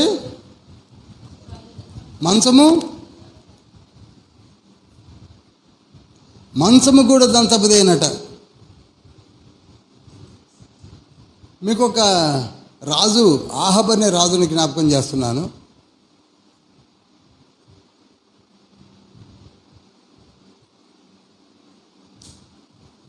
ఈ ఆహబ్ అనే రాజు కూడా ఒక దంతపు ఇల్లు కలిగి ఉన్నాడు.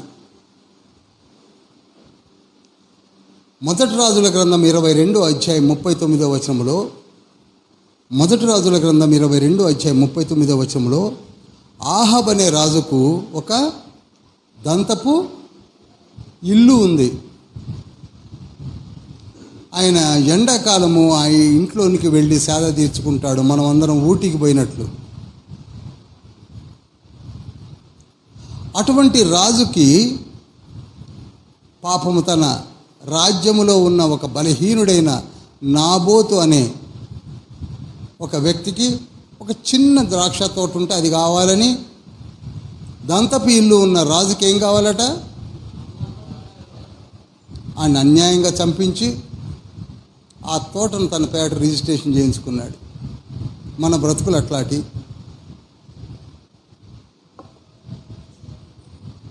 ఎంతసేపు బలహీనలు కొట్టే నేచర్ మంది. పక్కన వానికే మాత్రము కూడా మనం సహాయం చేయని నేచర్ మంది.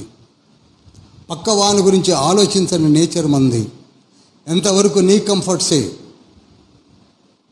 ఎవరైనా నన్ను మీ ఇంటికి పిలిచారనుకోండి, నాకు మీ ఇంట్లో ఒక ఏసీ ఉండాలి, పెద్ద టీవీ ఉండాలి, నా సెల్ ఫోన్లు పెట్టడానికి సాకెట్స్ ఉండాలి, దానికి ఇన్వర్టర్ ఉండాలి, దానికి వైఫై ఉండాలి. అలా ఉంటేనే బంధువులు వస్తున్నారు ఇంటికి, మనల్ని చూడడానికి కాదు.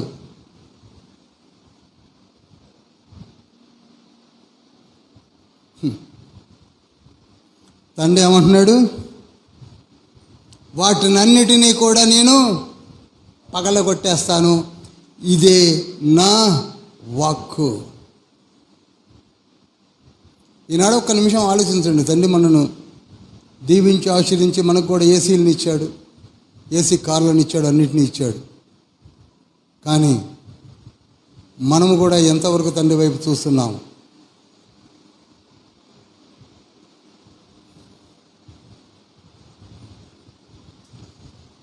వీటిని చదువుతున్నప్పుడు చాలా చాలా బాధ అనిపిస్తుంటుంది మనకి.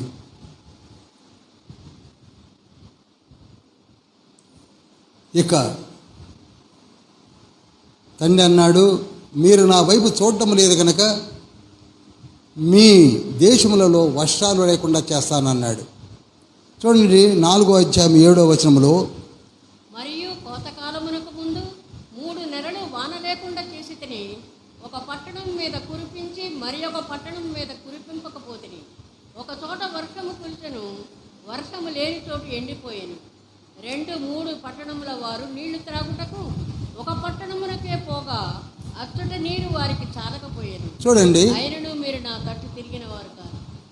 అయినను మీరు నా తట్టు తిరిగిన వారు కాదు. ఈనాడు ఇప్పుడు క్రైసిస్ ఏంటనుకుంటున్నారు మీరు? డ్రింకింగ్ వాటర్ లేదు. ప్రపంచమంతటా కూడా ఈనాడు క్రైసిస్ ఏంటనుకుంటున్నారు? ఎండాకాలంలో త్రాగుటకు నీళ్లు లేవు. మీ ఇళ్లలో బోర్లు కూడా ఆగిపోయిన ఇళ్ళు ఉన్నాయేమో. మా విద్యానగర్ కాలనీలో మేము ఉంటున్న కొత్తగూడెంలో చాలా బోర్లు ఎండిపోయాయి, తాగుటకు నీళ్లు లేవు. ఇళ్ళే కావు, గ్రామాలకు నీళ్లు లేవు, బావులు ఎండిపోయాయి. బీద బిక్కి కుండలు చెంబులు బిందెలు పట్టుకొని తిరుగుతున్నారు తప్ప నీళ్లు లేవు. వాగులు వంకలు ఎండిపోయాయి, నీరు లేవు. ఎందుకనగా మనం చేసిన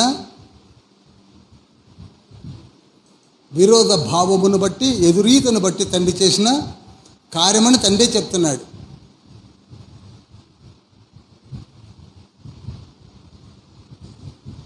ఇది అవసరం కాదు కానీ కొంచెం పక్కకెళ్ళి తండ్రి చెప్పమన్నాడు, చెప్తాను చూడండి. ఇర్మియా గ్రంథము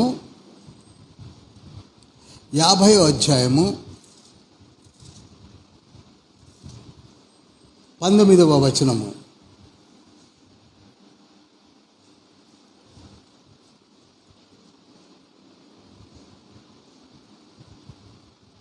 ఇశ్రాయేలు వారిని తమ మేత స్థలమునకు నేను తిరిగి రప్పించెదను. వారు కర్మేల మీదను భాషాను మీదను మేయుదురు. చాలండి, ఇది ఎంతోమంది ఎన్నోసార్లు చదివి ఉంటారు. ఇది మీకు అంత ఈజీగా అర్థమయ్యేది కాదు కనుక నేను చెప్తున్నాను. ఇదే ప్రత్యక్షత, ఇది రెవల్యూషన్. ఇక్కడ ఇజ్రాయేల్ వారిని తమ మేత స్థలమునకు నేను తిరిగి రప్పించేదను. ఇప్పుడు ఇజ్రాయేల్ని కొడతానని చెప్తున్నాడు ఇక్కడ. ఏమండి, అర్థమవుతుందండి అందరికీ?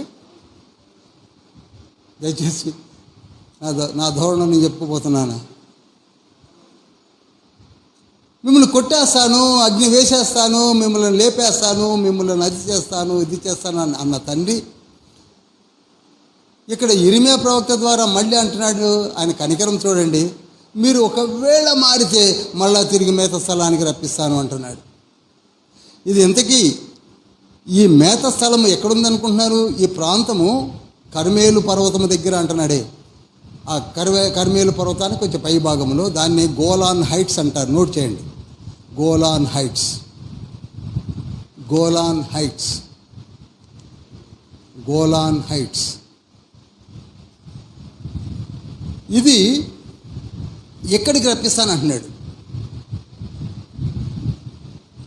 ఆ గోలాన్ అనే ప్రాంతము పట్టణంలో ఒక కొండ ప్రాంతం ఉంది. ఆ కొండ ప్రాంతం మీద మీరు నిలబడి చూస్తే సిరియా స్పష్టంగా కనపడద్ది.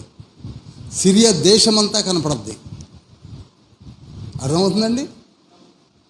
సిరియా మిమ్మల్ని పిచ్చి పిచ్చిగా కొడుతున్నాడు కదా.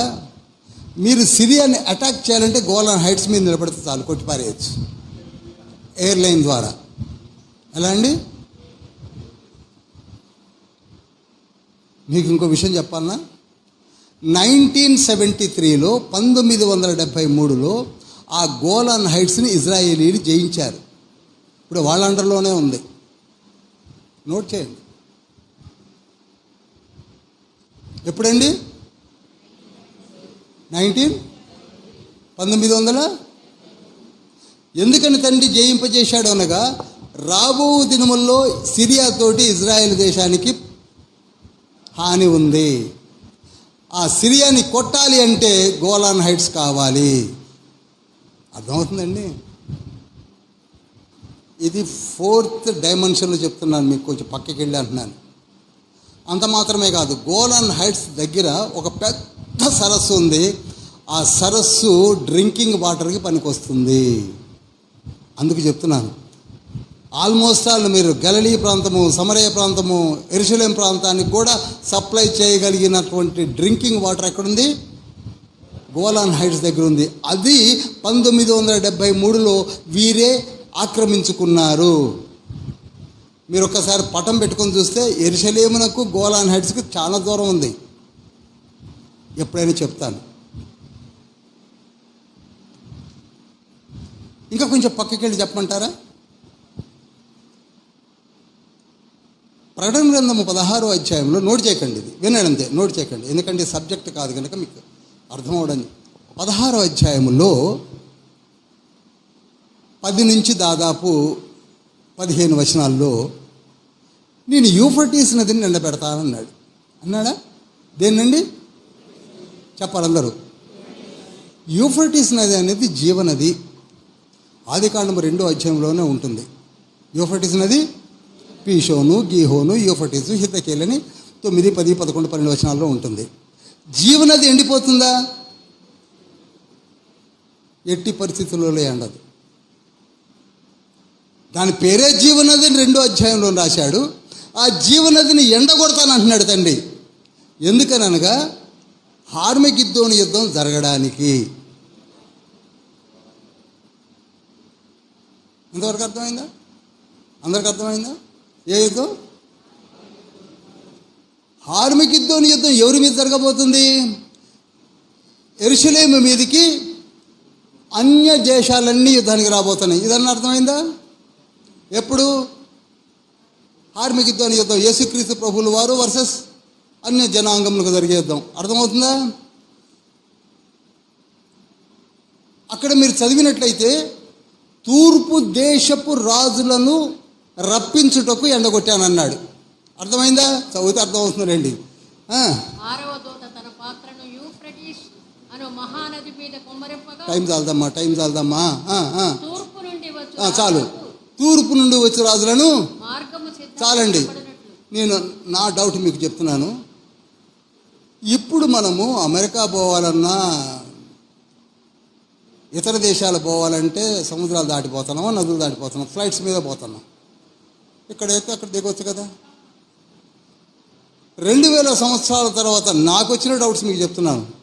ఈ 16 అధ్యాయం చదువుతున్నప్పుడు, అందుకే ఆ ప్రకటన 4 డైమెన్షన్స్లో చెప్తాను. వినేవాళ్ళు ఉంటే ఏది బైబిల్ స్టడీకే సరిగ్గా రాలేకపోతున్నారు. ఏం వింటారు, ఏం చెప్పాలి? ఇప్పుడు సైన్యాన్ని వేసుకొని, గుర్రాలను వేసుకొని, గన్నులు పట్టుకొని, AK-47లు పట్టుకొని యూఫ్రటీస్ నది దాటిపోయేటట్టుగా సైన్యం రావాల్సినంత అవసరం ఉందా? ఇజ్రాయెల్ దేశము ఇరాన్ మీద చూశారు ఎట్లాంటి మిసైల్స్ వాడాడో. అట్లా వాడలేడా? ఓడ నుంచి యుద్ధ నౌకలను తెప్పలేరా? చెప్పరేమండి. మీకు ఒకటి మర్చిపోతున్నారు. 8వ అధ్యాయములోనే 4 బూరలు ఊదినప్పుడు సముద్రములో వంతడు మొత్తం నాశనమైపోయాయి, ఓడలు పగిలిపోయాయి. 4వ బూర ఊదినప్పుడు సూర్యుడు వంతడు ప్రకాశింపకుండా పోయాడు, చంద్రుడు ప్రకాశింపకుండా పోయాడు. ఎప్పుడైతే సూర్యుని యొక్క చంద్రుని యొక్క కాంతి పోయిందో సోలార్ సిస్టమ్ మొత్తం ఆగిపోయింది. Your satellite system will become disaster. You won't have any signals. 8వ అధ్యాయం చదవండి, 16లోకి రండి. ఎందుకు ఎండగొట్టాల్సి వచ్చిందో తెలుస్తుంది మీకు. ఓడలు పనిచేయవు, సూర్యుడు 3 గంటలకే చీకటి పడిపోతున్నాడు. Solar system out, thermal system out, drinking water out.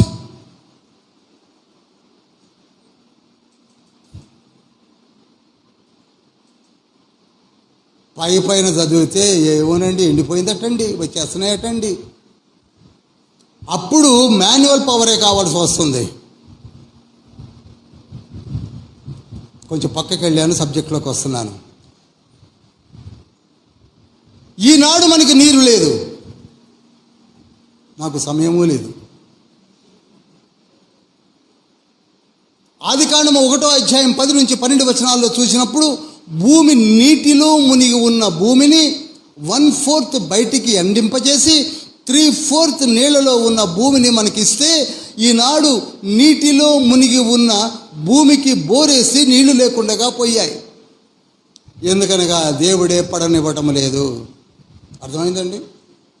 అడుగునంత నీరే ఉంది, మన ఇంటికి వేస్తే రావట్లేదు. నువ్వు సిద్ధాంతనిదే కొబ్బరికాయలు పట్టరా, నిమ్మకాయలు పట్టుకో, గిరగిర తిప్పించండి, ఎక్కడన్నా వేయించండి, నీళ్ళు వస్తాయా? నీ శాస్త్రజ్ఞులు ఏమాయను, నీ మంత్రజ్ఞులు ఏమాయను, నీ దేవతలు my sarcophagus will do all the things అన్న ఫరో ఏమాయను, నీ బ్రతుకు ఏమాయను, నువ్వు ఎండిపోతావు. నేను ఊరంతా గుర్చినా నీ ఇంటి మీద పడదు, నీ ఇంట్లో బోరు పడదు. నీ గ్రామము నిండగొడుతున్నాను నేను. వర్షం కొత్తగూడెంలో పడుతుంది, పాలవంచులో పడదు. వర్షం పాలవంచులో పడుతుంది, కొత్తగూడెంలో పడదు. కొత్తగూడెం చుట్టుపక్కల పడుతుంది, కానీ కొత్తగూడెంలో పడదు. ఎందుకని? తండ్రి పలికిన మాట ఇక్కడ పనిచేస్తుంది. ఏమంటున్నాడు తండ్రి? ఇందాకనే చదివాం కదండి, ఏమన్నాడు? ఇదిగో ఒక పట్టణం మీద కురిపించి మరి ఒక పట్టణం మీద కురిపించకపోతేని, ఒక చోట నీరు ఉన్నది మరి ఒక చోట నీరు లేదు. నీ ఇంట్లో బోరు పనిచేస్తుంది, పక్కన ఇంట్లో బోరు పనిచేయడం లేదు. Because of you, because of you, you have changed your attitude. విర్రవీగి తిరుగుతున్నాం, పట్టించుకోవటం లేదు. We are leading Christian life but not sacrificed life. You have to give answer to the lord.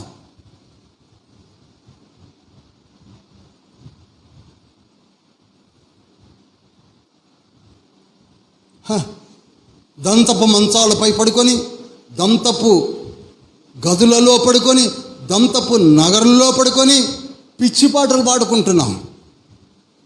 అచ్చు దావీదులాగానే పాడుతున్నాడట.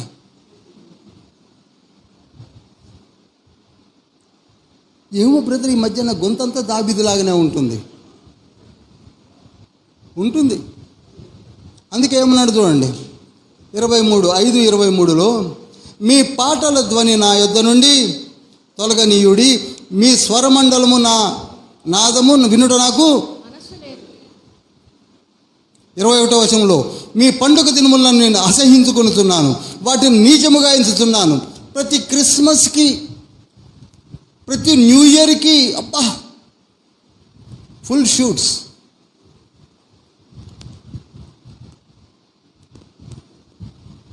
కానీ తండ్రి ఏమంటున్నాడు? అసలు మీరు ఎవరు? ఎందుకు షూట్లు వేసుకున్నారు? ఎందుకు చలిలో 4 గంటలే wish you happy new year Christmas అనుకుంటూ వస్తున్నారు? అసలు నేను అసహించుకుంటున్నాను. I don't know.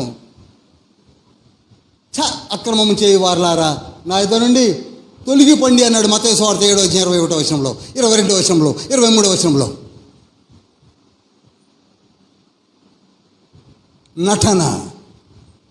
నటనాగ్రేసులం మనం.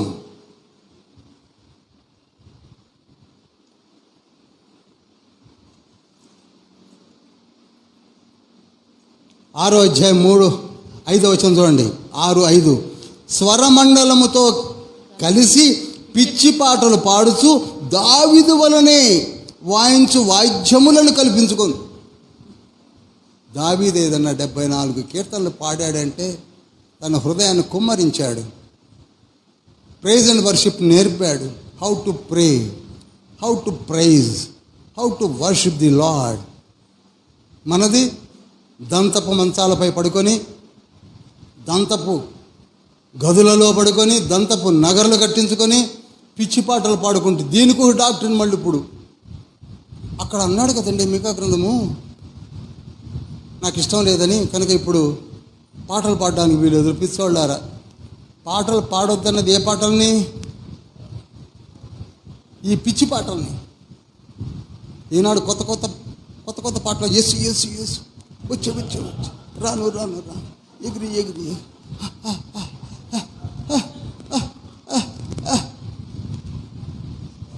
ఈ పాటలు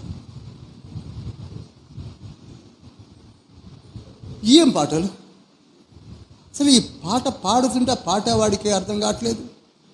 ఏంటో యేసు వచ్చే పుట్టే ఒక్క ముక్క అర్థం కాదే. మధ్యలోనేమో ఇంటర్వ్యూనింగ్ వేరుగా ఉంటుంది. దాన్ని ఇంప్రూవైజేషన్ అంటారట మళ్ళీ.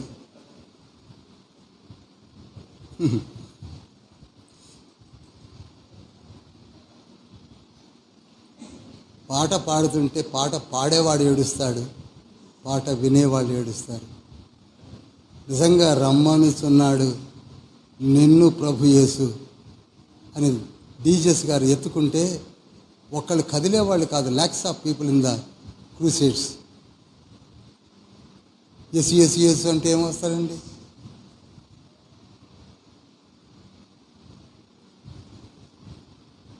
ఎంత చక్కటి మాధుర్యంతో నిన్ను గని పిలచిన దేవుడు విడిచిపోబోనా,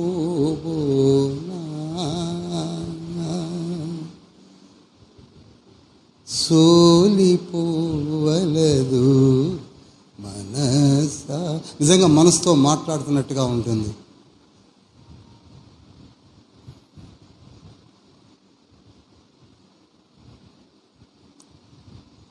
ఈరోజు ముగించేయాలనుకుంటున్నాను కనుక ఒక 10 నిమిషాలు అటు ఇటుగా ముగించేస్తాను. ఆయనకి 5 దర్శనాలు వచ్చాయి. ఎన్ని దర్శనాలండి? నోట్ చేయండి. ఎన్ని దర్శనాలు? 5. ఎందుకనగా ఒక ప్రవక్త ఎప్పుడు కూడా, నిజమైన దైవజనుడు ఎప్పుడు కూడా వారి కొరకు ప్రార్థన చేస్తాడు. మీరు నమ్మినా నమ్మకపోయినా ప్రతిరోజు రాత్రి మన సంఘం గురించి నేను ప్రార్థన చేస్తూ ఉంటాను. హల్లెలూయా. ప్రతి ఒక్కరిని జ్ఞాపకం చేసుకుంటాను. That is my responsibility. ఏదైతే క్రెడిట్ కోసం చెప్పడం లేదు. అలానే ఇక్కడ బోధించడానికి వచ్చినటువంటి, ప్రకటించడానికి వచ్చినటువంటి ప్రవక్త ప్రార్థన చేస్తున్నాడు. ప్రభువా, ఏమిటి ఇది? నీ బిడ్డలే కదా, నీవే నడిపించావు కదా, నీవే నన్ను పంపించావు కదా. ఎక్కడో తెక్కవలో ఉన్న నేను, just 10 miles away from the దర్శనంలో ఉన్న నన్ను ఇక్కడ పంపించావు కదా అన్నప్పుడు అసలు నీకేం కనపడుతుంది చెప్పమన్నాడు. ఇర్మియాను ఒకసారి అడిగాడు, గుర్తుంది కదా. అప్పుడు నాకేం కనపడుతుంది అనగా రగులుతున్న బాణాన్ని ఒకసారి, చిగురించిన చేతి కర్ర అని ఒకసారి ఏదో చెప్తున్నాడు. అట్నే ఇక్కడ 7:4 అగ్ని కనపడుతుంది అన్నాడు. మిడతలు 7:1 మిడతలు కనపడుతున్నాయి అన్నాడు. ఏం కనపడుతున్నాయటండి? మిడతలు. అంటే మిడతల వంటి దండు రాబోతుంది. మీకు యోవేలు గ్రంథములోనే 1:4 మిడతలు తినివేసిన దానిని అని ఉంది కదా. మిడతలనుగా the military of the countries, other countries. వెంటనే ఆయన ప్రార్థన చేస్తున్నాడు, అయ్యా మిడతలను పంపొద్దు. మిడతలను పంపొద్దు అన్నప్పుడు 3వ వచనం చూడండి, యెహోవా పశ్చాత్తాపపడి అది జరగదని సెలవిచ్చెను. ఏమన్నాడండి? అది జరగదు. జరగదు. ఇప్పుడు నేను కూడా పాస్టర్ గారు కావచ్చు, నేను కావచ్చు, మనలో ఉన్న ఎగ్జిక్యూటివ్ కావచ్చు, ఉమెన్ ఫెలోషిప్ కావచ్చు, తమ కుటుంబాల కొరకై, తమ సంఘము కొరకై, తమ పట్టణం కొరకే ప్రార్థన చేసినప్పుడు తండ్రి ఏమంటాడు? వెంటనే మన ప్రార్థన ఆలకించి ఓకే అంటున్నాడు. ఏమన్నాడు? ఇక్కడ ఏమన్నాడండి? అది జరగదని. ఓకే, మిడతలను పంపను. ఓకే, బాగానే ఉంది. తర్వాత ఏం కనపడుతుంది అన్నాడు. ఆ తర్వాత ఏం కనపడుతుందంటే 4వ వచనంలో అగ్ని కనపడుతుంది అన్నాడు. అగ్ని దహించి అగ్ని వస్తుందని. వామ్మో, ఇదేంటయ్యా, మిడతలంటే ప్రార్థన చేశాను, అగ్ని వద్దు నాయన, మా వల్ల కాదని మళ్ళీ ప్రార్థన చేస్తున్నాడు. ఎవరు? ఆమోస్. అసలు ఈ రోజులలో మాలాంటి పాస్టర్స్ ప్రార్థన చేస్తున్నారా? ఒకసారి ఆలోచించాలి. బోధించడానికి ఏదో 4 మాటలు వాగిపోవడానికి కాదు కదా మేము రావాల్సింది. We have to pray. That is responsibility of the pastor and clergy persons. మొన్న ఈ మధ్య నేను 5,000 సంఘాలు నేను చెప్తున్నాను. ఎన్ని చర్చెస్ ఉన్నాయి తెలిసిందా? 1 కోటి చర్చెస్ ఉన్నాయట. ఎన్ని అని కొన్ని దీన్ని కట్టుకునే ఉన్నాయి.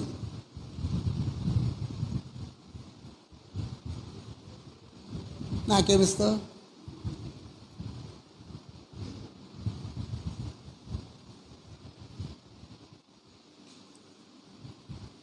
అప్పుడు ప్రార్థన చేస్తే 6వ వచనంలో ఏమంటున్నాడు? ప్రభు అయిన యెహోవా పశ్చాత్తాపపడి అదియూ జరగదని సెలవిచ్చెను. సరే, ఓకే, నేను మళ్ళీ కాపాడతా. మనం ఎందుకు మారుతామండి? ఐసీయూలో ఉన్నవాడు మీ ప్రార్థన ఆలోకించి బయటకు వచ్చాడు, బ్రదర్ నా కొరకు ప్రార్థన చేసిన వాళ్ళందరూ థ్యాంక్స్ అంటాడు, కానీ మారు మనసు పొందాడు.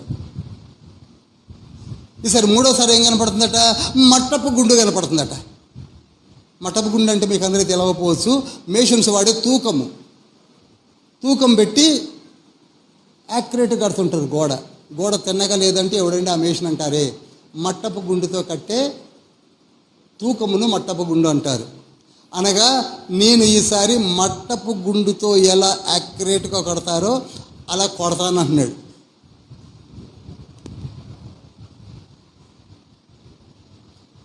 ఆయన మీరు చెప్పాడు అందరికీ, అయ్యా మట్టపు గుండుతో కొడతాడట, జాగ్రత్త. మేము వినం. మాకెందుకండి, మేము వినం. ఏమంటున్నారండి? చెప్పరు. మేము ఇప్పటికే వింటున్నామా? 2 సంవత్సరాలు అయింది. తర్వాత 8వ అధ్యాయం 1వ వచనంలో మరియు ప్రభువైన యెహోవా దర్శన రీతిగా వేసవి కాలపు పండ్ల గంప ఒకటి చూపించాడు. మనం అందరం ఆ పాపతోళం కరెక్ట్ వేసవి కాలంలో ఉన్నాం. ఈ వేసవి కాలంలో ఉన్న పండ్ల గంపలో ఉన్న పండ్లు ఎలా ఉంటాయంటే వాడిపోయి ఇక మురిగిపోవడానికి సిద్ధంగా ఉంటాయి. మనం అలా ఉన్నాం. నాకు ఇజ్రాయేలీలందరూ కూడా ఇలా కనపడుతున్నాడని చూపించాడు. వేసవి కాలపు పండ్ల గంప అంటే ఉడికిపోయింది, అది ఎప్పుడు బయట పారేయాలన్నట్టుగా ఉంటుంది అని చూపించాడు. రా బాబు, మారండి రా నాయన, మారండి బాబు, మారండి బాబు, రాజా మారిపో రాజా, ఓ ప్రజలారామా. నో, అది ఏ గంప కనపడితే మాకెందుక, అసలు నువ్వు ఇక్కడికి ఎందుకు వచ్చావు అంటున్నారు. నీ జ్యూరిడిక్షన్ ఇది కాదు కదా బాబు. అసలు నాకు చెప్పు, నువ్వు పశువుల కాపరివా, ప్రవక్తవా, ఇక్కడికి ఎందుకు వచ్చావు? ఈ మాటలు ఎందుకు చెప్తున్నావు? మాకు ఈ మధ్యకాలంలో ఇన్ఫర్మేషన్ అందింది ఏమిటంటే, నువ్వు తెక్కువ వాడువు కదా, నువ్వు ఇక్కడికి ఎందుకు వచ్చావు? ఇక్కడికి వచ్చి మాకు చెప్తున్నవేంటి శుద్ధులు? అసలు నువ్వు బోధించడానికి ప్రకటించడానికి వచ్చావా, లేకపోతే మా రాజ్యములో ఉన్న విషయాలన్నిటినీ తెలుసుకొని వేగుల వారంటారే, వేగుల వారంటే విషయాలు తెలుసుకొని అక్కడ క్యారీఅవుట్ చేసే లాంటి వాళ్ళలాగా వచ్చావా? ఆయన మా రాజు చచ్చిపోతాడంటావు, మేము చచ్చిపోతామంటావు, మాకు మట్టపు గుండుతో కొడతాడంటాడంటావు, ఏదో వేసపు కాలపు పండ్ల గంప అంటావు, లేకపోతే ఇంకేదో అంటావు. నీకు నిజంగా తిండి కావాలంటే యెరూషలేముకు పో, అక్కడ ప్రకటించుకో, అక్కడ బెత్తం సంపాదించుకో, అక్కడ బ్రతుకు, ఇక్కడికి వచ్చి మమ్మల్ని ఎందుకు ఇబ్బంది పెడుతున్నావు అన్నాడు. అని ఎదురు తిరిగారు. ఎవరో కాదు, 10వ వచనం చూడండి. బేతేలులోని ఒక యాజకుడు అమజ్యా ఉన్నాడు. వీడు ఏంటంటే బంగారు దూడకు ధూపం వేసే అన్య యాజకుడు. వీడు చెప్పిన మాటలు ఇవి. సరే, ఎందుకంటే ఎక్కువ నేను చెప్పడం నాకు టైం లేదు కనుక. అప్పుడు అన్నాడు, మిస్టర్ అమజ్యా, నువ్వు నాకేదో చెప్తున్నావు కానీ ముందు సంవత్సరం జరగక మునిపే నువ్వు పోతావు, నీ పిల్లలు పోతారు, నీ భార్య పోద్ది, నీ భార్య కాంక్యుబైన్ అయింది, నీ భార్య ప్రాస్టిట్యూట్ అయింది, అందరూ ఊడ్చుకుపోతారు, చివరికి 740లో మొత్తం పోతే జాగ్రత్త అన్నాడు. అయిపోయిందా? ప్రవక్తలతో, దేవుని మాటలతో వినకుండా ఎదురు తిరిగిన వాడు ఏమయ్యారు? చివరికి 740లో ఏమైందండి? ఎగిరిపోయింది.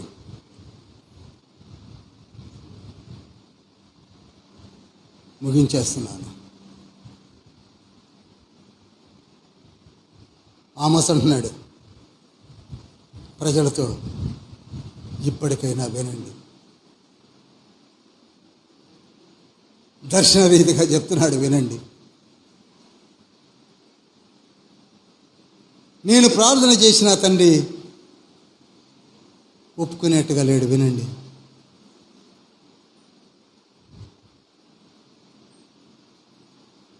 నన్ను వెళ్ళిపోమంటున్నారు, వెళ్ళిపోతా, నేను ఎక్కువ కాలం ఉండను. కానీ ఒక దినం వచ్చేస్తున్నది, ఆ దినమున మీకు వాక్యం కూడా దొరకదు. 8వ అధ్యాయంలో అంటాడు కదండి, ఒక దినమున నేను ఒక క్షామము పుట్టింతును, అప్పుడు మీకు అన్నపానములు లేకవచ్చు, క్షామము కాదు, కానీ దేవుని వాక్యము కొరకు మీరు తూర్పు పడమర ఉత్తర దక్షిణాలు తిరిగినా మీకు ఇప్పుడు నేను చెప్తున్నానండి, one day will come that day nobody will give you what is what. ఏం చేయాలంటే అయిపోయింది బ్రదర్ అంటారు. ఎంత క్లియర్గా అన్నాడు.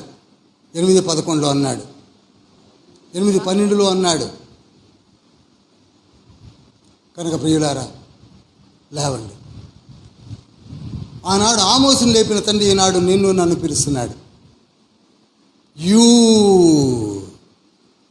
ఓ Christians, you are being a Christian.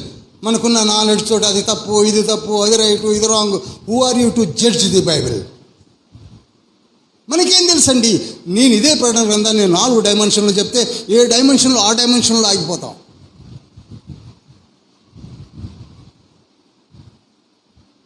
ఇంకొక నిమిషం పక్కకి వెళ్ళి చెప్తాను. ఆది ప్రకటన గ్రంథం 6వ అధ్యాయం 2వ వచనంలో ఒక తెల్లని గుర్రముపై ఒకడు కనపడెను. అతని చేతిలో విల్లు ఉన్నది, బాణములు లేవు, కిరీటం ఒకటే ఉంది. అతను ఎవరంటే యాంటిక్రైస్ట్ అని టెక్ని చెప్తాం. This is second dimension, correct, but it's not that much correct or accuracy. నేను కూడా చెప్పేటప్పుడు 2వ డైమెన్షన్ అంతే చెప్తాను, బట్ ఇట్స్ నాట్ కరెక్ట్. ఒకవేళ 2వ తెల్లని గుర్రముపై కూర్చున్న వ్యక్తే యాంటిక్రైస్ట్ అయితే,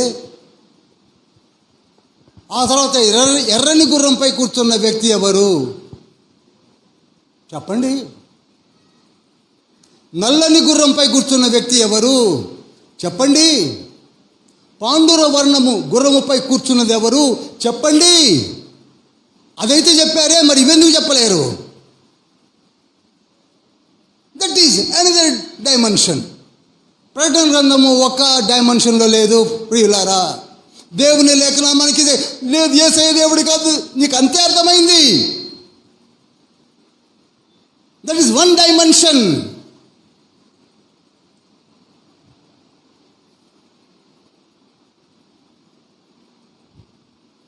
ప్రకటన గ్రంథం 7వ అధ్యాయంలో వాయువులను బిగబట్టాడు 4 దూతలు, తూర్పు పడమర ఉత్తర దక్షిణ. వాయువులను బిగబట్టడం ఏమిటి అనగా, ఆ రోజులలో సెల్ ఫోన్స్ పనిచేయవు,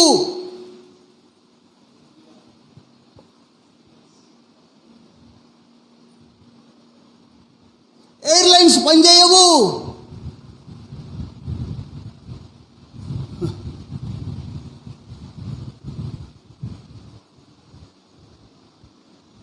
తండ్రి మనతో మాట్లాడుతున్నాడు. ఇవన్నీ మనతో చెప్పించాలి అంటే మీరు కూడా కష్టపడి చదవాలి. ఏ తొనక కొన తీసి తినండి, తినండి, తినండి. చెప్పండి చెప్పండి చెప్పండి. మనలో చాలామందికి తెలియదు. అంతేగాని యేసయ్య దేవుడు కాదు బ్రదర్, బాప్తిసం అక్కర్లేదు బ్రదర్, మారు మనసు అక్కర్లేదు, ఇవిగా చెప్పడానికి తండ్రి ఆటని చెప్పట్లే ఇక్కడ. నీవేమిటి? నువ్వు ఆయన వైపు చూస్తున్నావా? పరలోక రాజ్యము ఉన్నది, నీవు వెళ్ళాలి.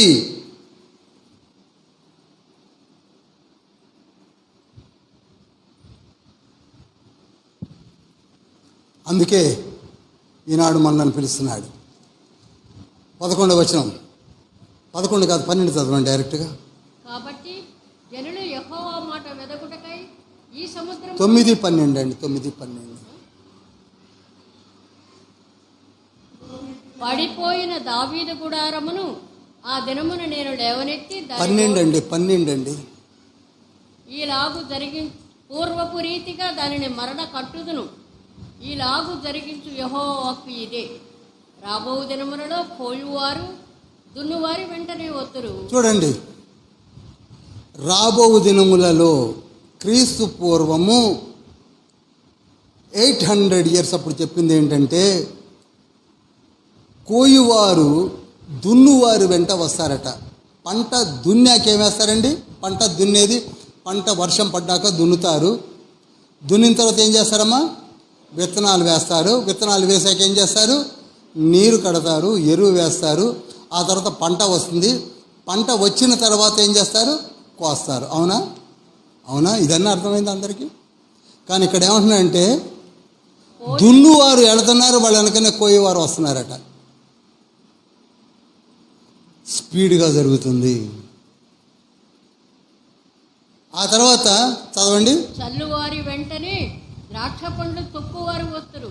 విత్తనాలు చల్లేవారి వెంటనే ద్రాక్ష పండ్లను కోయడము, తొక్కడము, గానుగలో వేయడము, ద్రాక్షారసం తీసేవారు వస్తారట. అనగా ఎంత స్పీడ్గా ఉంది చెప్పరేమండి? అర్థమవుతుందండి ఎంత స్పీడ్గా ఉంది. నాకు 26 సంవత్సరాలు పట్టింది తెలుసుకోవడానికి, కానీ మీకంత సమయము పట్టదు. ఈనాడు బొబ్బులు చిన్న చిన్న పిల్లలు ఉన్నారే, 26 years అక్కర్లే మీకు, 26 months చాలు. మొత్తం జ్ఞానం ఎవరైనా ఉంటే ఇచ్చేస్తాను అంటున్నాడు. ఎందుకనగా స్పీడప్ చేస్తున్నాడు. మన పరిశుద్ధ బైబిల్ గ్రంథము ఎవ్రీ 10 yearsకి అప్డేట్ అవుతూ ఉంది ఆటోమేటిక్గా. మన సెల్ ఫోన్స్లో automatic updates are there. Please connect to the internet and have power in a power అంటున్నాడే. అదేవిధంగా నీవు చదివినా చదవకపోయినా ఈ బైబిల్ 10 సంవత్సరాలకి ఏమవుతుంది? అప్డేట్ అవుతుంది. అందుకనే 30 సంవత్సరాల క్రితం చెప్పిన బోధకులకి ఇప్పుడు మనం చెప్పే బోధకులకు డిఫరెంట్ చాలా ఉంది. అప్పుడు అప్డేషన్ వేరు, ఇప్పుడు అప్డేషన్ వేరు. అప్పుడు 32 GB ఉంది, ఇప్పుడు 2 TB మెమరీ ఉంది. మీరు మామూలు వాళ్ళు కాదు. నిలబడాలి, లేచి నిలబడాలి. తండ్రి వాడుకోవడానికి సిద్ధంగా ఉన్నాడు. ఆమోసునే పంపించాడు. అన్య దేశపు ప్రవక్త ఒకడు ఉన్నాడు, ఎవరో తెలుసా? బిలామును వాడుకున్నాడు, ఆమోసును వాడుకున్నాడు. నిన్ను నన్ను వాడుకోవడానికి సిద్ధంగా ఉన్నాడు. 1 కొరింథీ పత్రిక 1:26, 26, 27, 28, 29 వచనాలు. లేస్తారా? ఆమోసు వల్ల మీరు కూడా వాడబడతారా? వినడం వెళ్ళిపోవడం కాదండి. Change have to come from your heart. మళ్ళీ చెప్తున్నాను, ఎంతకాలం ఇలా జీవిస్తాం? ఎంతకాలం విలువారు మాత్రంగానే ఉండిపోతాం? ఏనాడు నువ్వు లేస్తావు, ప్రయత్నం చేయి, లే, నీళ్ళు వాడుకుంటాను. పశువుల కాపర్ని పంపించాడు. ఆయన అంటాడు, చూసారా, నాకేం తెలియదయ్యా, నేను మేడు పళ్ళు ఏరుకుంటున్నాను, నువ్వు పో, go and preach the gospel there అంటే వచ్చానే తప్ప నాకు ఇవన్నీ తెలియదు అన్నాడు. అలానే నిన్ను నన్ను వాడుకోబోతున్నాడు. నీలో చలనం లేదేంటి?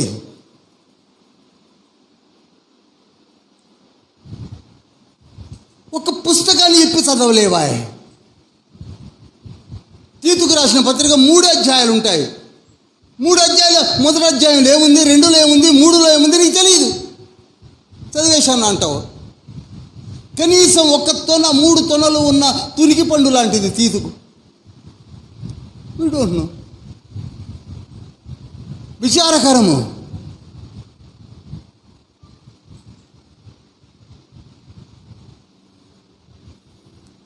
దావీదు పశువుల కాపరి, ఆమోసు పశువుల కాపరి, బెస్సలు యేసయ్య శిష్యులంతా. మీకు విషయం తెలుసా? ఎందుకని అపోస్తుడైన పౌలు 14 పత్రికలు రాశాడు, పేతురు 2 పత్రికలు రాశాడు, అపోస్తుడైన యోహాను 5 పుస్తకాలు రాశాడు. తత్మ అపోస్తులు ఎందుకు రాయలేకపోయారనగా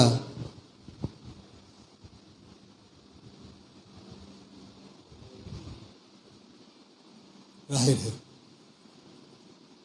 they are not having enough knowledge.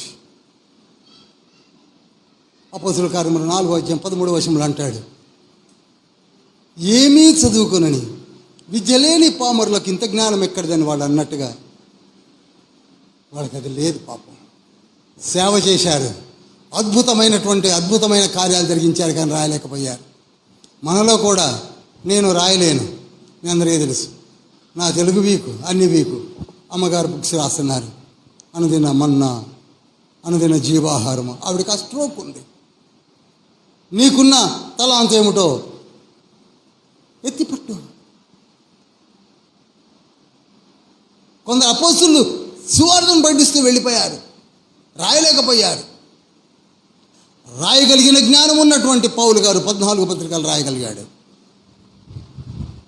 నీలో ఏ జ్ఞానాన్ని దాన్ని వాడుకోబోతున్నాడు? ఆమోసులా నువ్వు వాడబడాలంటే లే, ప్రకటించు. నీవు మారు, నీ సంఘాన్ని మార్చుకో, నీ కుటుంబాన్ని మార్చుకో. How long you will sit and listen? లిజనర్స్గా మిగిలిపోవద్దు. వాడబడే వ్యక్తిగా నీవు లేవాలి. అందరం లేచి నిలబడదాం.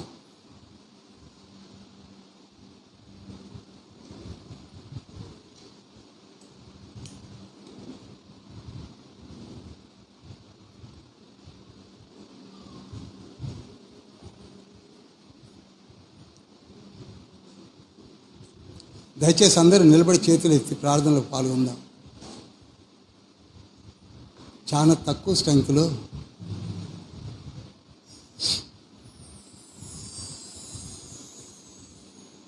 ఒకటి మాత్రం నేను మళ్ళీ చెప్తున్నాను, ఇది మన కొరకే మాట్లాడుతున్న పుస్తకాలు ఇవి. ఆషామాషిగా రావద్దు. అలవోకగా తీసుకున్నటువంటి ఇజ్రాయేల్ యూదులను మనం చూసాం. అయినా తండ్రి కనికరం కలిగి ఉన్నాడు, కానీ మనకు కూడా 3 లేక 4 సార్లు ఛాన్స్ ఇచ్చిన తర్వాత కొట్టేస్తాడు. ఇప్పటికే మనం చాలా కష్టాల్లోకి వెళ్ళిపోయాం. మీరు ఆలోచించండి ఒక్క నిమిషం. ఇది ఆనాడు వారికి జరిగింది కాదు, ఈనాడు మన పరిస్థితులు అలానే ఉన్నాయి. మారాలి.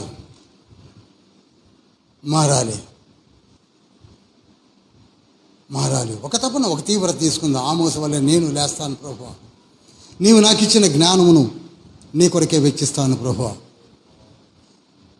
మనసా వాచా కర్మన 2 చేతులు పైకెత్తి ఆకాశమందున్న స్టీఫెన్ యేసయ్యను తండ్రిని చూశాడట. మనము కూడా మన మనోనేత్రముతో చూడాలి, తండ్రి వైపు చూడాలి. ప్రార్థన మారాలి, జీవిత విధానము మారాలి. ఎంత హెచ్చరించినా మారకుండా ఏం చేద్దామనుకుంటున్నాం చెప్పండి? ఇప్పుడు నా వయసు 77 ఏళ్ళు, ఇంకా నాకు ఆయుష్ ఉంటే నేనేం చేద్దామని, ఏం చేయాలని? దంతప నగర్లు కట్టుకొని, దంతప మంచాలు వేసుకొని, ఏసీ రూమ్లలో పడుకొని పిచ్చిపాటలు పాడుకుంటూ ఉన్నంత మాత్రాన దేవుని కార్యాలు జరగవు. You have to get up from your seat. ఆమోసు తెకోవ నుంచి బయలుదేరాడు. ఎన్నో చీత్కారాలు భరించాడు, ఎన్నో నిందలు భరించాడు. ప్రభు చెప్పమన్న మాటలు చెప్తున్నాడు. మనము కూడా లేవాలి. ఆయన ఆశీర్వాదాలు నీపై కుమ్మరించబడుతూనే ఉన్నాయి. ఎందుకు పనికిరాని నిన్ను నన్ను పిలిచాడు. ఏ జ్ఞానము లేని నిన్ను నన్ను పిలిచాడు. ఏ చదువు సంధ్య లేని నిన్ను నన్ను పిలిచాడు. వయస్సును చూడటం లేదు, స్త్రీ పురుషులను చూడటం లేదు, గొప్ప పేదాలను చూడటం లేదు, తెలుపు నలుపును చూడటం లేదు, ఏమీ చూడటం లేదు. కానీ మన ప్రార్థన వినాలని ప్రయత్నం చేస్తున్నాడు. ఎందుకు నోరు విప్పలేకపోతున్నారు? దయచేసి నోరు విప్పి ప్రార్థన చేయండి.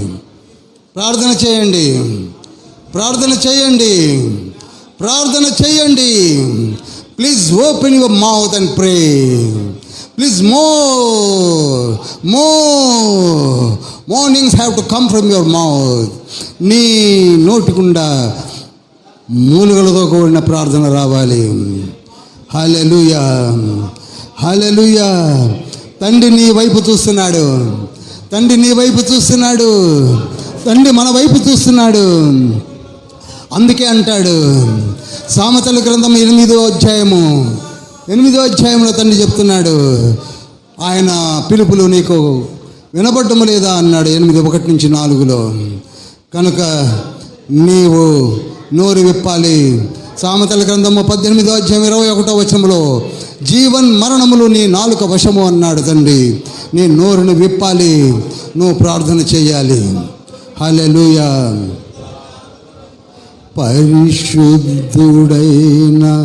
మహాప్రభు ఈ పాపిని పిలచితివా. పరిశుద్ధుడైన మహాప్రభు ఈ పాపిని పిలచితివా. ఎట్టివాడనో ఎరిగియు కూడా ఇనీచుని పిలచితివా. పరిశుద్ధుడైన మహాప్రభు నీ పరిశుద్ధతను నాకిమ్ము. శరణం శరణం శరణం శరణం శరణం.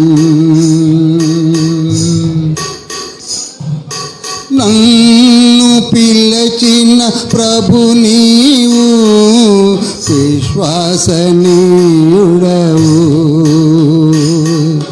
పిలచిన వారిని బలపరచి మహిమతో నింపెదవు. మహిమతో నింపెదవు. అర్హుడను కాను నేనర్హుడను కాను నీ నామము పలుకుటకు. అర్హుడను కాను నీ సన్నిధిలో నిలచుటకు. నే నర్హుడను కాను. శరణం శరణం శరణం శరణం శరణం. మన స్థితిగతులను ప్రభువుకు విన్నవిద్దాం. నీ నోరు తెరిచి ప్రార్థన చేద్దాం. ఎందుకనగా తండ్రి మార్చుటకు సిద్ధంగా ఉన్నాడు. ఊరు పేరు లేని వారు బలమైన జనమౌదురు. ప్రభు నీవు చేయు కార్యములు ఎంతో ఆశ్చర్యములు, ఎంతో ఆశ్చర్యములు. అర్హులము కాము మేమర్హులము కాము. నేను పుట్టక మునుపే నన్ను ఏతుకొంటివి. నీ పరలోకాగ్నితో